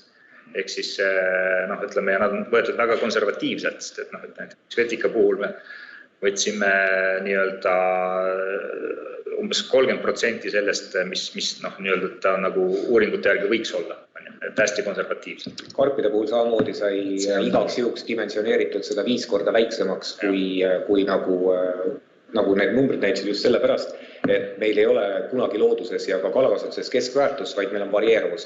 Ja siis me tahtsime, et nii-öelda ka need ülemiste veapiirides jääksid need mõõtud sisse. Põhimõtteliselt on aruandes on hästi detailselt seal lisades on sellega karpide, vetikate ja kogu see lugu nagu koos andmete ja asjadega lahti kirjeldatud ja alati meie, kes lisaks ka juurde. Ma täiendaksin veel nii palju, et selle vetikakasvatuse osas on seda sama ulvakasvatust on praegu käimas üks projekt, kus on meil Saaremaal on kaks sellist katsekasvatust käimas, et meil põhimõtteliselt me seal üritame saada maksimaalset biomassi sellel. Mis puudutab kalakasvatusvee nii-öelda kasutamist või puhastamist läbi vetika, seal on maailmas hästi palju kogemusi ja meil lõppes üks projekt oli 3-aastane projekt, kus me seda katsetasime samamoodi Saaremaal ja tegelikult me saime üsna head numbrid seal kätte, nii et põhimõtteliselt asi töötab, küsimus on mastaapides ja küsimus on seal tehnilistes detailides seal ütleme põhimõtteliselt meil seal. Mõned eksperimendid ei tulnud välja, aga seal, kus ta töötas väga hästi, nii et selles mõttes ongi, et see on vist vaja nagu tuunida, see asi nagu paika saada. Aga teoreetiliselt see on üsna konservatiivselt ja siin on üsna uuringud ja numbrid taga. Kõik sellel, et see ei ole spekulatsioon ega fantaasia. See on selge, siin on veapiirikud, kõik see eksperimentaalne, millest me siin praegu räägime. Siin on mitu teed edasi. Kuidas see teie nägema oleks, kuidas siin üles minna saavad muutuda? Üks või on kalatuslisensi on kas proovivad ja siis on pärast kuvi peale keeranud teostuspuhul liiga suureks või teab mõnikord ühe testvarmade võitlus neid kokkupannud või tehnoloogia? Ma arvan, see piloottest, ma ei tea, ma saan enda nägemusest rääkida, aga nägemusi on ju palju. Et ma usun, et kuna selle skaleerimise osas meil teadmatust on palju, see on paratamatu kõikides tehnoloogiates, siis sellise piloodi loomine, kus on ülikool, erasektor, omavalitsused nagu pundis, ma arvan, et see on päris hea mõte, sest sellega on võimalik esiteks testida, et kas toimib, kuidas toimib, kui ei toimi, miks ei toimi ja leida ka vastavad lahendused ja kui lahendused on olemas, siis nii-öelda levitada seda. Et see tundub nagu mõistlik ja loogiline ja kõige väiksema energia ja raha kuluga. Selline asi on konkreetselt Knutiga ka põhimõtteliselt töösse võetud, et sellise piloodi rajamine võiks norrakate kogemuse kaasamise kaudu olla üks järgmine samm. Hästi nõus sellega, et siin küsimusi lõpuks tegelikult ikka jõuab sinna välja, et kes rahastab, kust raha tuleb selline asjal, et see mere peal kõik see tegevus on ju kallis, et seal ongi see, et peab arvestama seda, et mis need reaalsused siin Eestis on, aga mingisugusest piloodist, mingist katsetusest peab asi nagu pihta hakkama ja siis, kui on nagu näha, et see asi toimib, et siis küll siis tuleb eraraha ja teeb ise selle asja, võtab üle ja siis teevad ise. Aga karta on, et eraraha on, kui suurelt ka eraraha võib tulla ka sellise riski ettevõtmise sisse, kui on mingisugunegi šanss, et paistab, et see asi ikkagi on päris ja toimib. Aga kui eraraha tuleb kohe alguses mängu, siis võib olla alati ka see risk, et avalik sektor jääb siia kõrvale, sest era teeb ära, aga ta ei pruugi siis seda know-how'd ju levitada. See on teine asi, ma arvan, mis sellest jutust on see, et tema inimestele, et oli ei ole selliseid makse. Makse nende üleüldine raamistik selliseid asju teha, kontrollida kogu see värk üles ehitada. Aga see teine lähenemine, mis küsimuses sees oli, on natukene sisse ehitatud. Ma arvan, et ka Joone soovitust on siin meie Keskkonnaamet arvesse võtnud, et eelmine suvi sai esimese suuremahulise välisturgude mõttes suuremahulise litsentsi Tagalahes Kesknõmme kalakasutus 4500 tonni vikerforelli tootmiseks. Ja seal on see litsents on välja antud ka sel põhimõttel, et nad alguses ei tohi täismahtu tekitada. Nad tohivad minna poole mahuga ja selle poole mahu pealt toimub siis esimene korralik seire. Me saame vaadata, mis selle mõju tegelikult on, eks. Ja sealt saab siis omakorda juba korrektuure viia. Nii et tegelikult need mõlemad küsimuses toodud variandid on nagu väga akuutsed, kuidas edasi liikuda. Kui me vaatasime radikasvatusele sobivate alade kaart, siis sellest jäävad välja need, mis on Põhja-Hiiumaa vesiviljelusala, TV1-2. Kuidas te selle kommenteerite? See kaart oli tegelikult modelleerimistulemus, reaalsed mõõtmised näitavad natuke positiivsemat olukorda. Ja kõik seal värvid on ka niimoodi, et mida me sinna kaardile paneme. See punane värv tähendas seal seda, et põhimõtteliselt, kui me kasutame köie kasvatuse meetodit, siis sellele köiele kinnitub saagi koristuse hetkeks seal 3 kilogrammi karpi. Aga põhimõtteliselt, kuhu ma tahtsingi jõuda, et kui me tegelikult majanduslikult tasub on juba 1,5 kilo ja 1,5 kilo on kõik, kogu mereala, põhimõtteliselt kui me Osmussaarest läheme nagu lääne suunda, siis kõik need alad on nagu 1,5 kilo vähemalt, et selles mõttes see nagu limiiti, kui kasvuosas ei ole, et seal kaardi puhul ongi, et värvide valik on ju see, mis tekitab inimeses emotsiooni. See punane tundus, et see keeleka ei jõua nagu poole, aga sisuliselt tegelikult see 1,5 kilo on realiseeritav igal pool, mis ei ole soov. Selle võrra väiksem keskkonnast välja tulla. Ja, just.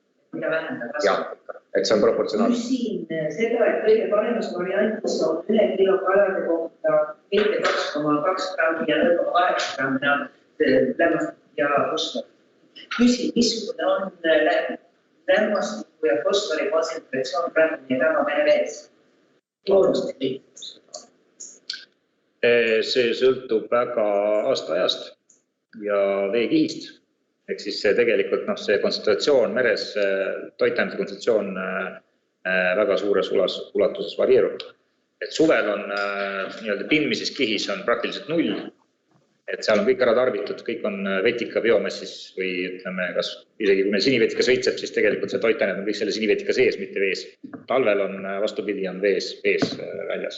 Selles mõttes, et neid niimoodi ühte numbrit ei saa öelda, et need on olemas nagu piirmäärad sealt, kust alates on nagu mereosa kohta siis need keskmised numbrid, et kui need hakkavad nagu üle suuremaks minema, et siis arvatakse, et siis on see vee seisund natuke halvem, ja vastupidi, et üldiselt ühte sellist numbrit on väga raske öelda, aga ta kõigub nullist lämmastiku puhul, sõltub kohtadest, rannal lähemal on kindlasti kõrgemad numbrid, Tallinna laht, Pärnu laht, sellised kohad, kus seda magevett tuleb koos sellega palju rohkem sisse, seal võivad olla, mis need numbrid võivad olla, 30-40 mikromooli ja ütleme fosfori puhul seal ei võib isegi suuremad olla, et see mõttes, et see on niimoodi ühte numbrit ei ole, aga mingi kindla merepiirkonna kohta saab vaadata neid keskmisi.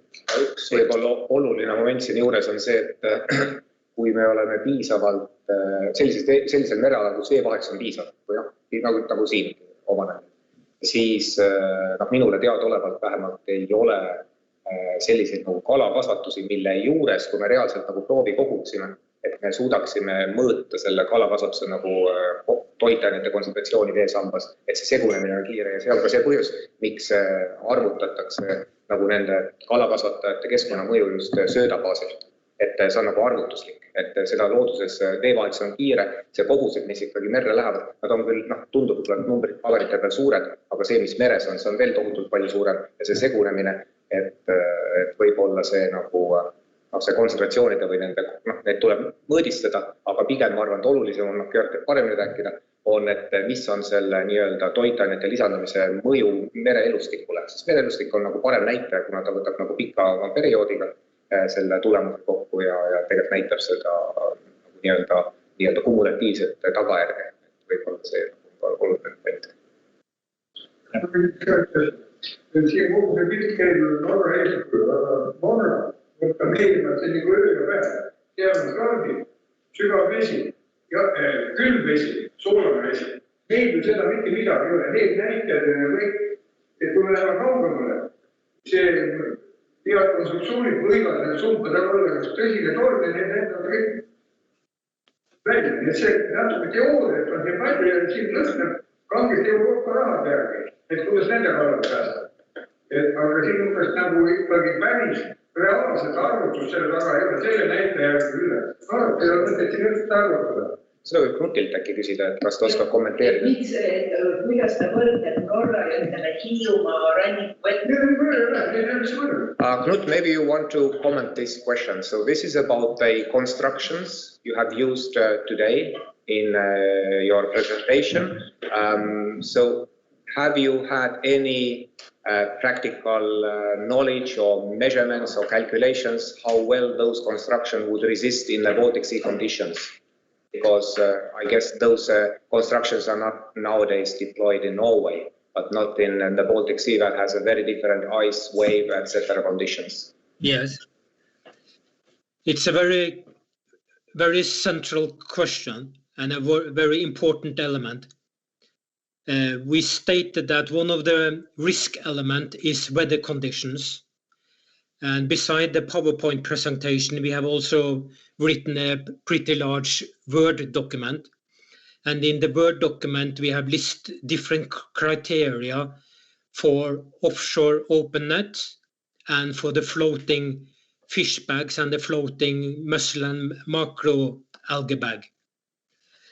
And most of these floating bags are made where you have a concrete or steel color structure in the surface, and to this ring there is attached a very, very large heavy-duty PVC bag. And these bags have been used in Norway for 10-15 years. And for the conditions in Norway, near shore locations, there have not been reported any malfunction or damage to the bags. And these bags and the collar ring are suited for approximately 1.5 meter significant wave height. And drifting ice in the spring is critical. You should not have this in location where you could have ice. However, there are two new constructions being made in Norway where the collar ring, the buoyant ring, is actually made of concrete. So such a concrete would, I predict, be much, much stronger and can then withstand stronger wind and higher wave height and also drifting ice, because the whole unit is also made of concrete.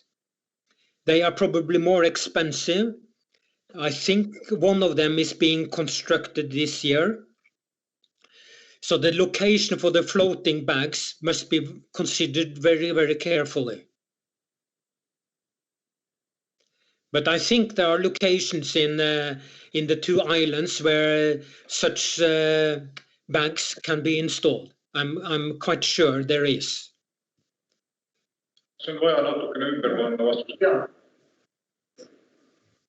I have been operating similar setup for a 10 years period, and we had never ever had malfunctions, oxygen or electrical breakdown. Põhimõtteliselt kuni summa summarum see jutt, mis nüüd seal tuli, oli see, et selles raportis on kirjas iga selle konstruktsiooni tüübi kohta nimekiri keskkonna tingimustes, mida üks või teine nagu süsteem nagu talub, nagu tehnilistelt näitajatest lähtudes. Ja nagu ta ütles ka välja, et see nii-öelda see akvapoonikuse süsteem, mida ta demonstreeris, et ei talu triivjääd. Ja samuti ka, ütleme see maksimaalne siis laine, efektiivne laine nii-öelda kõrgus oli 1,5 meetrit, mis ei ole nagu tegelikult väga suur. Samas käesoleval aastal on arendamisel, see oli siis seal betooni, terase ja ma ei tea, mis segu, mingisugune süsteem, uus selline võrksüsteem, mis võimaldab hoopis kõrgemaid laineid taluda ja samuti triivjää pole enam probleem. Et selline. Akvapooniline tähendab siis... See tähendab seda, et meil on kokku pandud, põhimõtteliselt meil on mingi süsteem, kus on meil et sumbad on seal kalad ja karbid ja vetikad. Ja üks lisamärkus veel, et selle küsimusega seoses, et Knut on olnud Nordic Trouti professionaalne ärikonsultant. Nordic Trout on Läänemere suurim vikerforeli kasvataja. Ta on suurepäraselt kursis Läänemere oludega. Ta saab väga hästi aru, mis on põhimõttelised erinevused Põhjamere ja Läänemere vahel. Ja sellest oli töö käivitamisel ka spetsiaalselt juttu. Me lihtsalt oleme näinud, et ka Rootsi ja Taani on teinud vesiviljeluses mitmeid vahetavaid samme. Ja me ei tahaks, et me Läänemeres Eestis vesiviljeluse käivitamisel piirduksime ainult Läänemere kogemusega, sest tehnoloogilises mõttes, kuidas vesiviljelust ette võtta, ei ole tihtipeale ainukesed määravad tingimused see, kui eutrofeerunud on vesi, kui soolane ta on ja nii edasi. Et selle tõttu oli meil oluline kaasata mees, kes toob meile ka Norra ja Tšiili ja Kanada, kus ta on ka töötanud mitmete projektidega, kes tooks seda teadmist meile siin. Ja tingimused on erinevad ja ka Soome ja Rootsi Kotnelast on ka midagi muud kui meesi. Aga näete, kes siin lauares istuvad? Eesti Mereinstituudi parimad eksperdid. Ja, aga ärme lähme isikute põhjal, vaid räägime niimoodi loodusandmetest ja asjadest. Kui me võtame ette veekogude seisundi kaarti, siis Hiiumaa ümbrus on kõik kesise seisundiga. Saaremaast läänes on hea seisund. Milline on vee seisund Norra rannikul, kus põhiliselt Knut on oma kalakasvatustega tegelenud? Kas see on hea, kesine, halb, väga halb? No, ma kommenteerin seda nüüd, tegelikult ma kommenteeriks seda tingimuste ja võrdlemist ka, et jah, loomulikult ookean on midagi muud kui Läänemeri ja siin paljud asjad on erinevad, aga samas jälle, kui võtta mingid konkreetsed tingimused, mis on vajalikud näiteks kas või selle vikerforelli kasvatamiseks, siis siin, nagu Knut ka selles oma ettekandes näitas ja mis ka seal aruandeskirjas on, siin erinevust ei ole. Ehk siis tegelikult Läänemeri kõlbab vikerforelli kasvatamiseks suurepäraselt ja seda siin on tehtud väga pikka aega. Et mis puudutab nüüd mingisuguste tehniliste seadmete vastupidavust mingitele tingimustele, siis see on insenertehniline ülesanne. See on põhimõtteliselt lahendatav, tänapäeval saab kõik asju teha, küsimus on rahas, et see on loomulikult vaja arvutada nii edasi.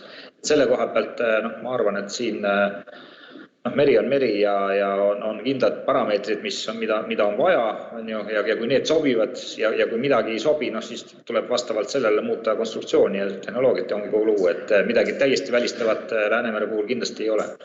Nüüd, kui ma vastaks selle seisundi koha peale, siis jah, see seisundi Rannikumere seisundi hindamise süsteem on Eestis ja Norras kindlasti erinev, sest juba sellepärast, et Eestis on ta üles ehitatud Euroopa Liidu direktiivide peale ja Norra nagu teada ei ole Euroopa Liidu liige, ta küll järgib teatud direktiive, teatud reegleid on ja seal käib see hindamine teistmoodi. Mis puudutab seda seisundit, siis loomulikult ookeanis ongi see, et nagu ka siin sai selles ettekandes räägitud, et seal ookeani vesi liigub, seal see ookean ventileerib nagu kogu selle maismaa koormus üsna kiiresti ära. Läänemere puhul me oleme selles, Läänemeri, et siin on see trofeerumise häda on olemas, et ei ole mitte ainult siin, vaid on kõik, kes Läänemere ümber on. Ja sellepärast tegelikult tänu sellele eutrofeerumise hädale ongi siiamaani see vesiviljelus niimoodi vaevaliselt siin käima läinud, sest et neid lubasid keegi ei taha väga anda ja just nimelt, et keegi ei taha nagu väga lisakoormust Läänemerele tekitada. Ja selle jaoks ongi vaja nüüd leida mingisuguseid selliseid lahendusi ja mida me siis nagu ka selles projektis üritasimegi nagu leiutada seda, et kuidas ikkagi seda teha vesiviljelust ja kuidas seda kuidas teha nii, et seda koormust ei tuleks juurde või tuleks hästi vähe või vähemalt nii palju, et mis on lubatud nende meie reeglitega. Kui oleks Norra praktikast lähtutud, siis selle ettekande esimest 45 minutit poleks sellises mahus vaja olnud. See kõik puudutas sellest, kuidas leevendada Läänemeres lämmastiku ja fosfori mõju. Kogu selle harjutuse modelleerimise, kogu selle asja mõte oligi, et kuidas leiutada niimoodi, et saaks selle toitainete koormuse võimalikult väiksemaks. Me oleme tegelikult kindlad, et forellid kasvavad Läänemeres. Meie jaoks on küsimus Läänemeri ja meie rannik ja meie keskkond kannavad välja need lisasaaste. Absoluutselt. See on kõige suurem mure ja tegelikult mina korjan siit täna välja selle, et karbid mõjuvad hästi ja vetikad mõjuvad hästi, et vesiviljelusel me võiksime niimoodi eelkõige need kasutusel olla. Siin on see, et selles töös karbid ja vetikad karbid ja vetikad elavad meil looduses niikuinii. Et selles mõttes, et ja nad loomulikult mõjuvad hästi halvasti, mingi loodusosa on olemas, siis ta on loodusosa ja see hea või halb on nagu inimese väärtushinnangute küsimus. Aga et antud kontekstis oligi just kogu see töö oligi, selle mõte oligi see, et leiaks või ütleme, et vaataks, et kuidas saaks kasvatada kala nii, et koormus oleks võimalikult väike. Ja siin üheks võimaluseks ongi see, et saab koos kalakasvatusega saab vähendada seda koormust läbi selle, et me kasvatame ka karpe või kasvatame ka vetikat sinna juurde, mis on nagu looduslik, ütleme, ta on efektiivne, ta vähendab seda koormust, aga me saame ikka kala ka. Sest et see tänapäeval kahjuks ikkagi see, et ka mina näeks seda, et vetikas oleks väga väärtuslik kaup ja me seda kasvataks ja inimestel oleks seda nagu väga vaja. Aga tänapäeval ikkagi on see, et põhiline asi, mida meil vaja on ikkagi tahaks kala süüa ja kõik see muu asi, ütleme, see võib-olla ka, me leiutame siin neid võimalusi, kuidas seda kasutada on kasulikumalt. Aga ikkagi tänapäeva vesiviljelus ikkagi, ütleme, hetkel vähemalt on kõige kallim ja kõige vajalikum majanduslikult, mõtteka majanduslikult on ikkagi kala kasvatamine. Ja need karbid ja vetikad võib-olla sealt tekib ka mingisugune väga selline väärtuslik toode või ütleme mingi vajadus, et siis hakkab hoopis see nagu seda suunama, nii et siis võib-olla meil jälle vaja selleks, et vetikat kasvatada, meil on vaja kala, et oleks seda nagu paksu vett, mille pealt seda kasvatada, nii edasi. Seda tehti ju vetikast margonaadi, mis see on hoopis teine vetikas? Seda tehakse siiamaani, aga see on teine vetikas, jah. Ja see on praegu, ütleme seda... Furtsulaaria. See on furtsulaaria, jah, see on agarik eesti keeles ja seda kogutakse ka Eestis, aga temaga on see mure, et me oleme proovinud ja katsetanud teda ka kasvatada. Ta kasvab küll, on võimalik kasvatada, aga ei ole aegiselt. Et selles mõttes, et selle energiakulu selle kasvatamiseks on nagu väga suur. Saaremaal on firma S-Agar, mis tegeleb selle vetika väärindamisega. See kõik on, ja vetikates on väga palju väärtuslikke aineid ja praegu meil käib üks projekt, kus üks teine vetikas, hoopis üks punavetikas, üks üsna väiksed niidid. Et seal on jällegi pigment, see punane pigment on nii kallis asi, et see on nagu mitu korda kallim kui kuld on ju, et kui õnnestub nagu selle vetika saada niimoodi kasvama, et teda on palju ja see pigment on hea kvaliteediga, siis oleks jälle hoopis teine teema. Ehk siis neid võimalusi ja neid ideid siin kogu aeg katsetatakse ja vaadatakse. Küsin veel.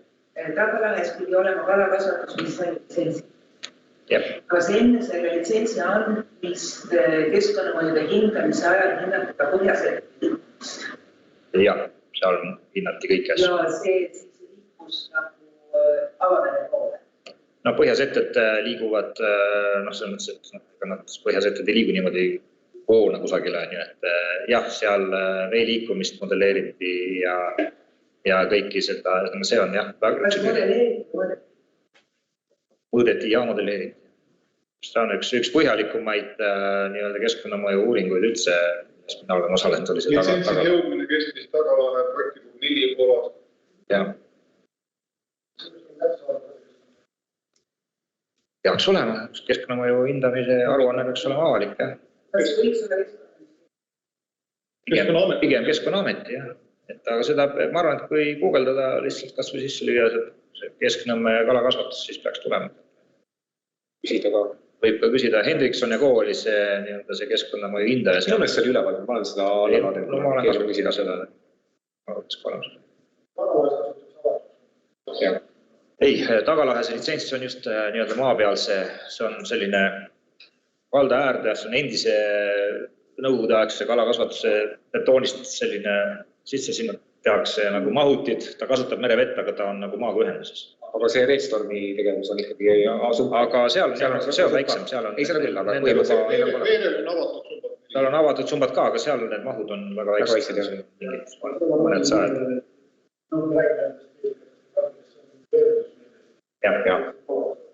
Ja see avamere, see väike kasvatus, mis praegu seal Redstormil ongi, neil ongi see karbikasvatus siis selle mõttega, et kuna nende mahud on väiksed, siis ka see nii-öelda avameres toimub see klassikaline karbikasvatus, kompenseerib seda ära ja see on ka reaalselt mõõdetud. Ja nad see aasta paigaldsid seal 5 uut liini ka juurde.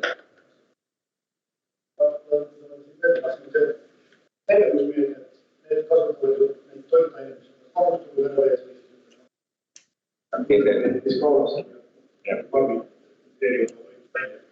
avatud summas või elamas sellest põhjast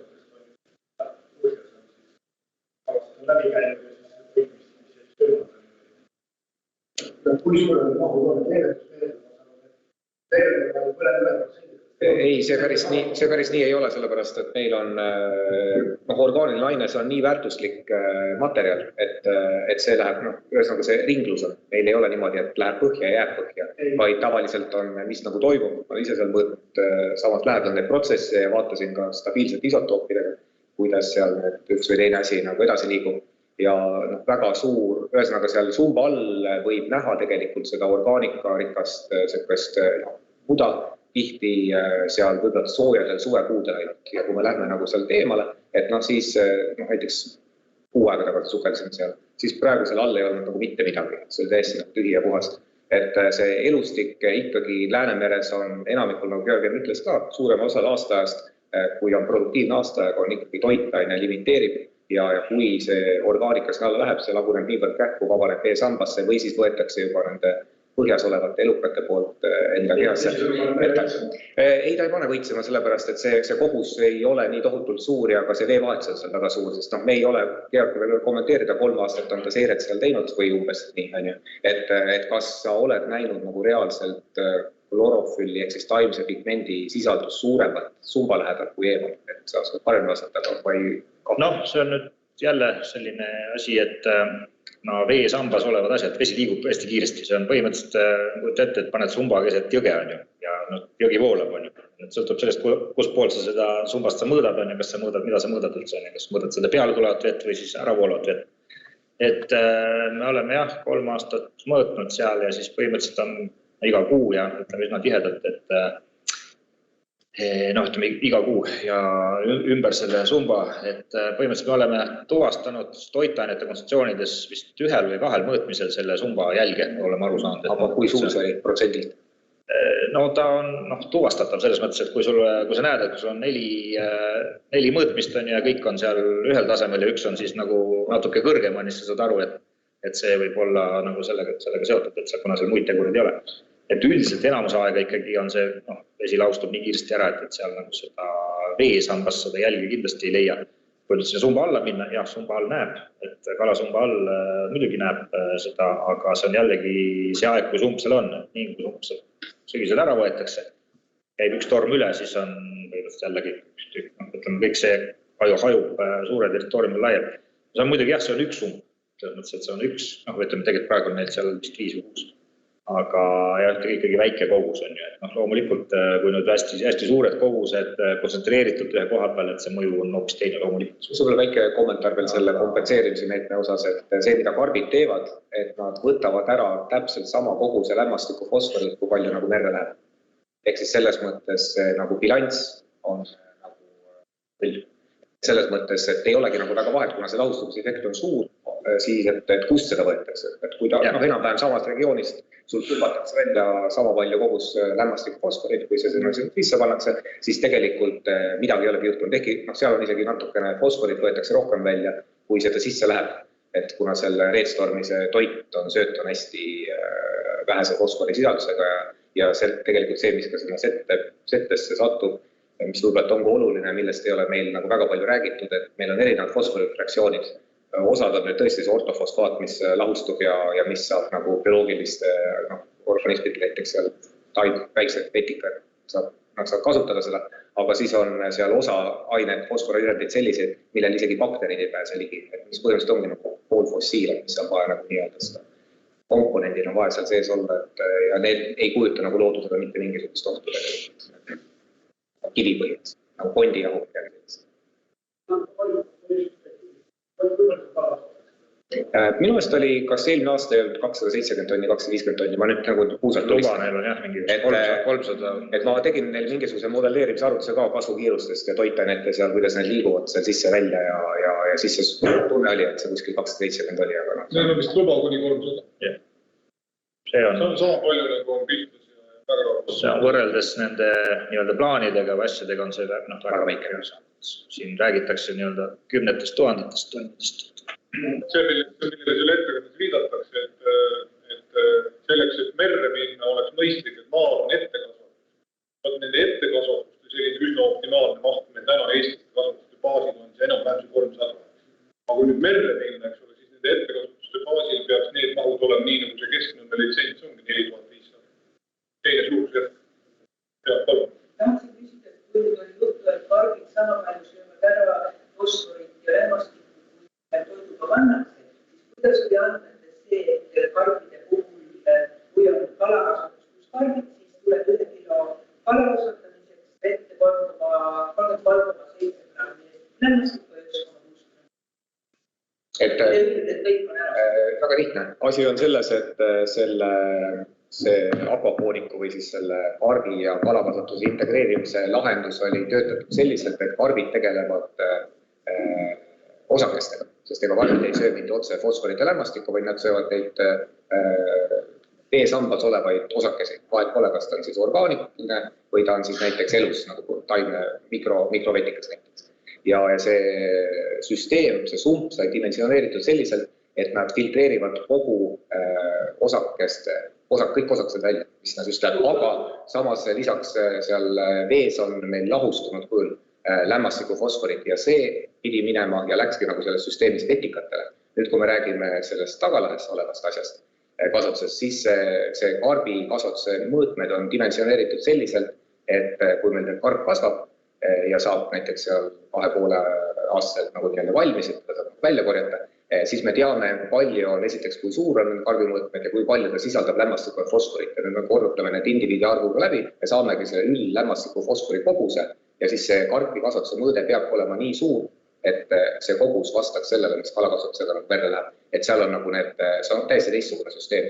Üks on nagu selline klassikaline, ütleme, et meil on karbikasvatus ja kalakasvatus eraldi, aga nüüd see uus süsteem, mida me täna rääkisime, oli nüüd see, et karbikasvatus on nii-öelda filter, mis filtreerib neid tahkeid osakesi ja siis vetikakasvatus on nüüd see süsteem, mis filtreerib välja, võtleb lahustunud lämmastiku fosforit. Et see on nagu natuke teine kontseptsioon.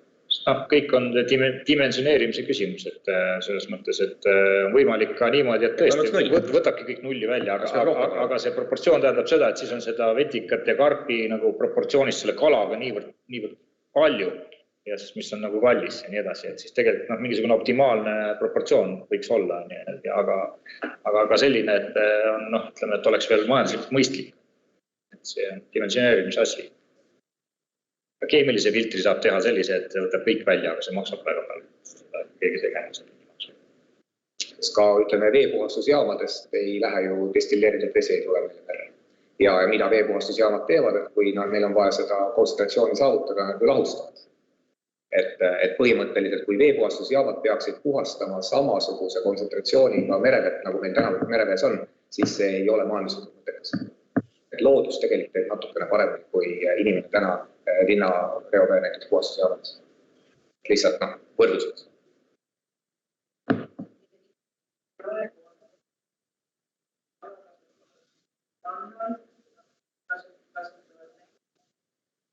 aga ei ole avamere. See on kallis, tohutult kallis. Ei ütleme siin selles töös saigi välja pakutud 3 erinevat varianti, kuidas teha. Igal ühel on oma plussid, oma miinused. Et on tehnilised teostatavused, asukoha valikud ja nii edasi. Loomulikult kõige paremini on kontrollitav see, mis on sul maismaal ja kasutad merevett. See on kõige parem kontrollitav. Sa saad kõiki asju täpselt mõõta, sa saad ehitada nii palju puhastusseadme, nii palju kui vaja siia juurde. Ja aga see on kõige kallim. Kõige odavam on avatud sump keset merd. Seal ei ole nagu vaja midagi, et see kulu on palju väiksem, aga see tulemus on see, et see keskkonnakorrus kõige suurem. Seal on väga raske midagi kontrollida, nii et siin alati ongi.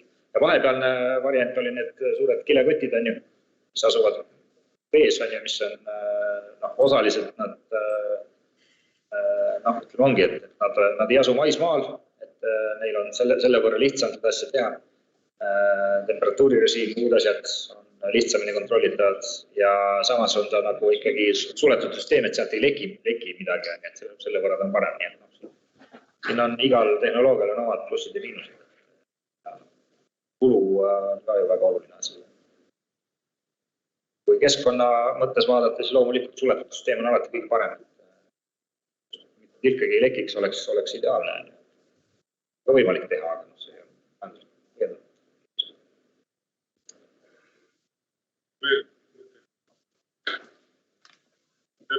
Kui sügav see meri peaks ikkagi olema, et sinna seda paigutada? See oli aruandes kirjas, need dimensioonid ma peast. Ütleme selle, siis need välja pakutud, see valmis lahendused oli, see sumba sügavus oli 15 meetrit. 15 või 16, midagi sellist. Suurem meresügavus. Meresügavus peab olema natuke suurem. 30 ja niimoodi vist oli seal. Kuna tal ei ole seda otsest, siis ta põhimõtteliselt peaks olema lihtsalt selle sügavuse jagu peab olema vees. Seal ei ole seda vahet, seal ei pea seda puhvrit olema. Test või pilootjaama rajamist, nii nagu Norras ongi see, kus on siis katsetavad võimalikud toogid, siis ta ütles, et hakkab otsima alates 18 meetrist. 18 ja sügav. Selliseid kohti on küll siin, nagu Saaremaa läänerannik ja Jumaa läänerannik ja on. Milline on kalade kasvatamine?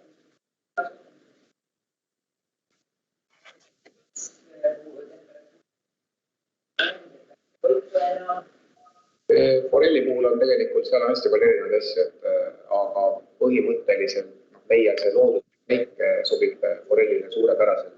Mureks on võib-olla see, kui hästi kiiresti suur temperatuur jahtub maha. Et aeg-ajalt on mõned piirkonnad, kus tuleb apellinguga näiteks on 20 kraadi vesi või 18 näiteks, et seda jahtub seal 10 või 5 kraadile, et siis tuleb nagu kohe kala toidult ära võtta, võib-olla isegi seal nädala hoida ja kui seda ei tehta, siis see kala lihtsalt sureb ära.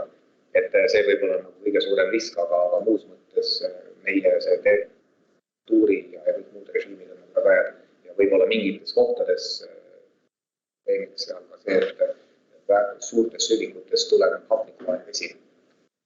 Aga see on nagu ei jõua meil rannik. See üldiselt ei jõua, et see on väga-väga üksikud kohad, kus on sügavused.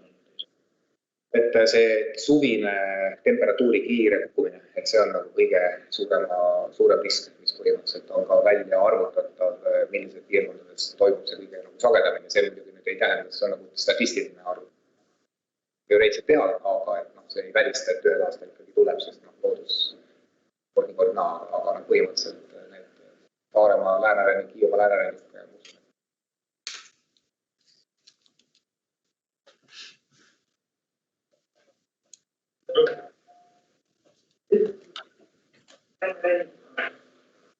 no, selles mõttes selle siin peaks küsima võib-olla, aga põhimõtteliselt jah, et kus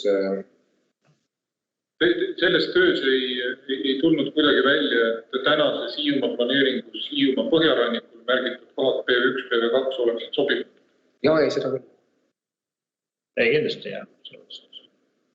need planeeringutes koha valikut on ju tegelikult selline keeruline protsess ja see on mingi lõpptulemus, mingi pika protsessi lõpptulemus on ju, kus on mingi hulka välistamisi ja nii, et see planeeringus ei ole välja toodud kõige paremad kohad, kus kala kasvab või karp kasvab, vaid seal on välja toodud koht, kuhu on põhimõtteliselt saavutatud kompromiss, et sinna võiks teha vesiviljelusalad, mis ei pruugi alati see klappida sellega, võib-olla mingi ala palju parem, kus kala kasvab palju paremini, aga seal on mingi teine teema. Aga kindlasti nad ei ole ebasoodsad. Ja, aga see ongi välistamise ülesanne või tegelikult see optimeerimise ülesanne, et sinna on siis hulka huvisid nagu ja siis on jäänud need sõelale seal on ja mida siis realiseerida seal. Aga kui kohad on nüüd olemas, et kas siin on nüüd parameetrid ka, millele siis see kalakasvatus peab vastama? Kaardil on valmis jõudnud seda üks asjaga või litsentsid tahab saada, siis ta peab vastama, millist peab olla. Absoluutselt ikka. See on, selle jaoks on meil keskkonnanormatiivid olemas. Keskkonnaametnikud, kes lubasid väljastavad, siis neil on üsna selge, millele nad peavad vastama. Tegelikult kalakasvatustega oligi väga pikka aega, neid soove oli hästi palju ja praeguseks nad kõik seisavad need. Et kuna just seal ongi, et kõik need tehnoloogiad ja muid asju on arvestades, on väga raske teha neid otsuseid. Praegu see on nüüd, meil on ju neid avamere kalakasvatuste neid taotlusi ka terve rida juba seal olemas, aga neid ei menetleta praegu, kuna ei ole konsensust selle koha pealt, kuidas neid peaks menetlema ja milliste parameetrite järgi neid kõik peaks jagama. Keskkonnamõju hindamine, seal on samuti, seal on ju ka need miinimumnõuded peale, on seadus kirjas, et mis hetkest nagu projektil peab olema keskkonnamõju hindamine. Jah, sellise mastaabiga kalakasutusel kindlasti peab olema.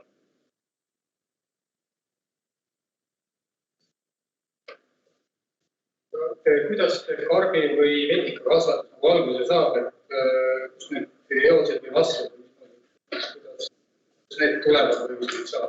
Karbiga on väga lihtne, sellepärast, et Läänemeres on meil üks selline hea karp, mida meil võimalik kasvatada ja Hiiumaa Läänemaa või selle Saaremaa lääneosas ja ka põhjaosas, siis on sisuliselt ainukene karbivastne, kes meil meresambas on, see juhtub siis mai viimasel nädalal või juuni esimesel nädalal, ongi seesama söödarrannakarp, ehk siis kui sobilikku substraati merre riputada, substraat limiteerib, looduses oleks ta palju rohkem, kui tal oleks kohta, kus kasvada, sest toit on ju palju Läänemerest, siis nagu me need substraadid paneme, siis meil on garanteeritud, et seal need karbid kinnituvad.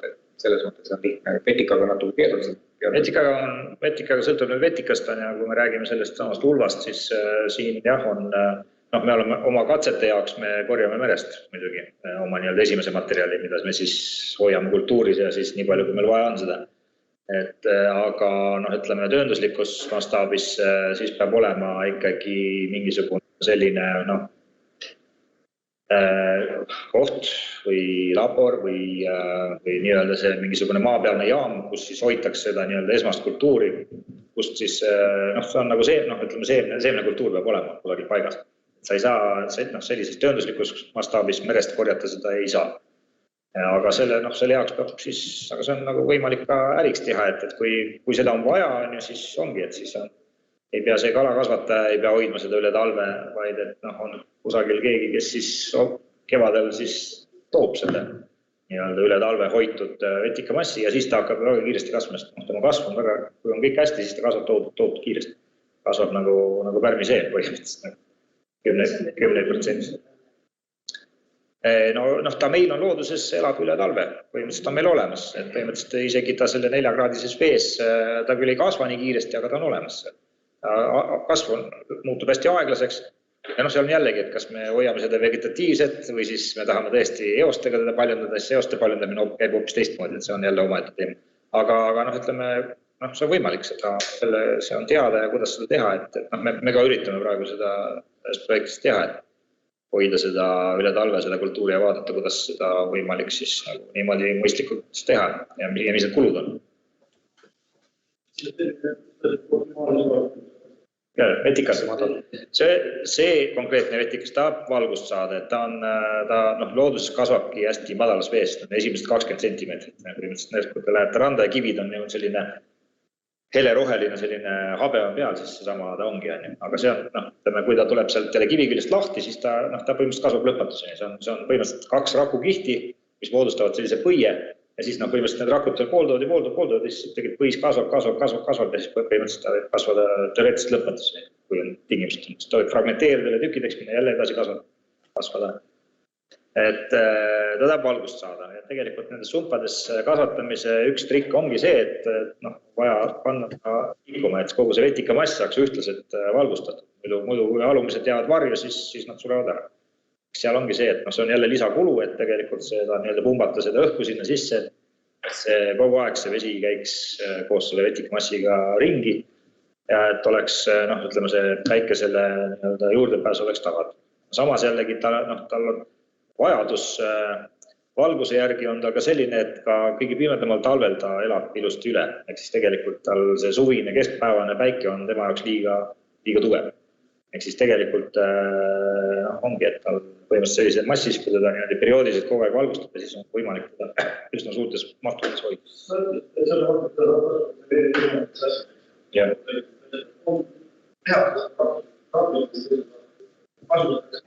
Jah, ikka. Eestis ei kasu, Eestis ma arvan, et võib minna poodi ja osta näiteks Koreast toodetud vetika chipse ja snackse, et see on põhimõtteliselt sama asi, et on puhtalt ära pestud, ära kuivatatud ja soole juurde pandud. Et see on kõige lihtsam lahendus, kõige lihtsam asi, aga Hollandis ja Saksamaal ja Taanis on need olemas, need farmid, seal kasutatakse neid ka kas või biogaasi tootmiseks. Eestis praegu ei ole minu teada vetikat, Eestis on olemas see agariku kasutamise pikk traditsioon, aga see on ainult üks liik on ju ja seda, aga muid vetikaid hetkel Eestis massiliselt ei kasutata. Niisama natukene ühte või teist tehakse seal, kas siin on ka põisadrutableete poes näinud ja nii edasi, mis kohalik tehtud on, aga üldiselt sellist massilist kasutamist ei ole.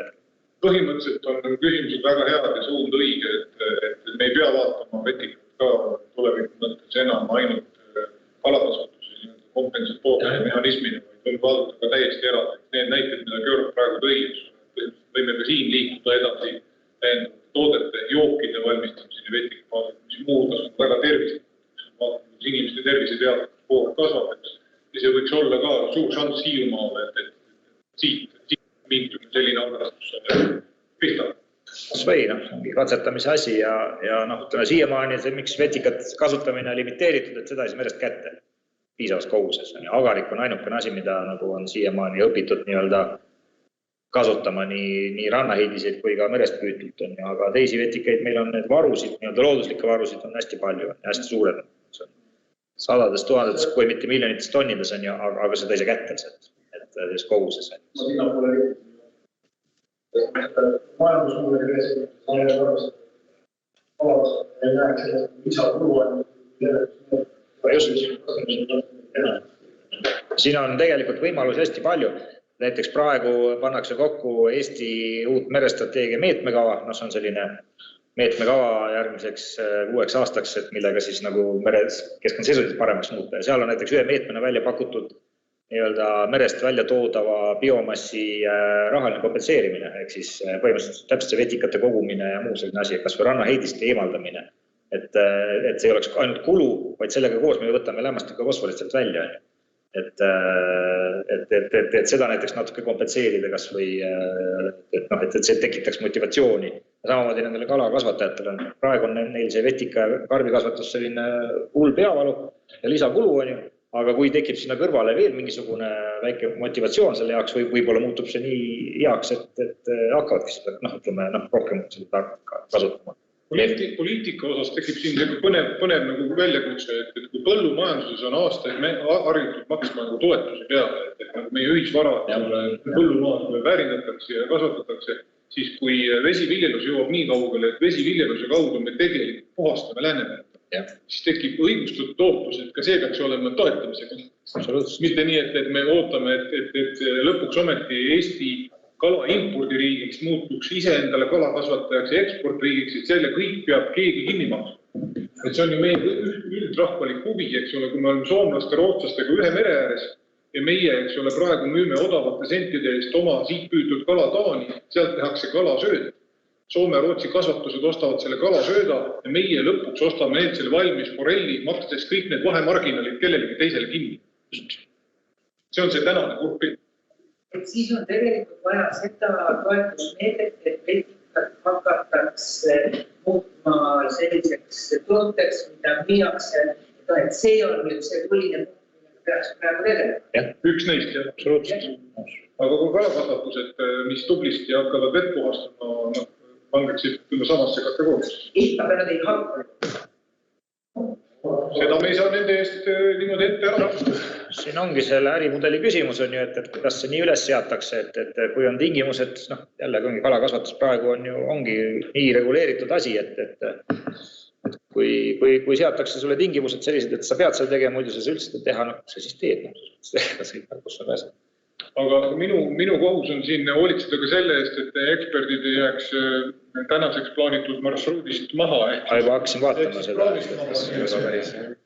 Hakka veebimist otsima. Suur tänu sellise põneva tagasiside rohkete küsimuste eest ja omalt poolt tahaks ka väga loota, et tõepoolest selles ettekandes näidatud töökohtade võimalik kasv ja see käive, mis selle sektori loomisega võiks tekkida juurde, anda saarte arengule hoogu juurde, mis hästi sobiks siia saarte pealeks, et ka see päldib tähelepanu ja leidub neid vastutustundlikke keskkonnast hoolivaid ettevõtjaid, kes neid soovitusi järgides neid plaane hakkavad ellu.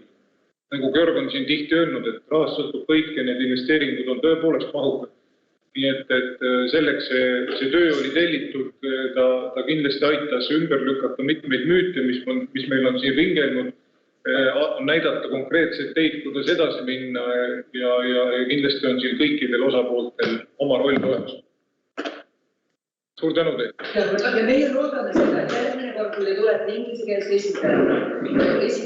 esinejaga, siis Hiiumaal on olemas sünkroontõlk. Leppige temaga kokku. Võtte see väike mulu, et me kõik saaksime väga kiirelt ja hästi aru ettekandest. Ja kes seda kõike tahab põhjalikult veel üle kuulata eestikeelse tõlkega, siis juhin tähelepanu sellele, et Saaremaa Arenduskeskuse kodulehele sasak.ee, siis seal on viide homsele sinimajanduse konverentsile, kus on Georg ja Onne ka kohal, seletavad seda oma asja veel kord ja Knuti juttu seal ka tõlgitakse.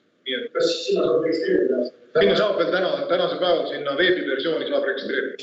Seda lindistate homme? Täna ka lindistati. Ei, ma mõtlen, et homset üritust. Et seda saaks nagu järele. Sünkrooniga kuulata järele. Sünkrooniga vaadata. Ja päeva tööd teha ja. Jah, just. Knutile peaks ütlema, et üritas läbi. Registreerimisleht olemas, ta saab selle.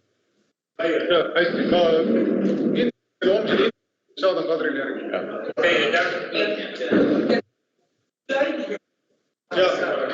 Hi, Knut, we are finished here for today.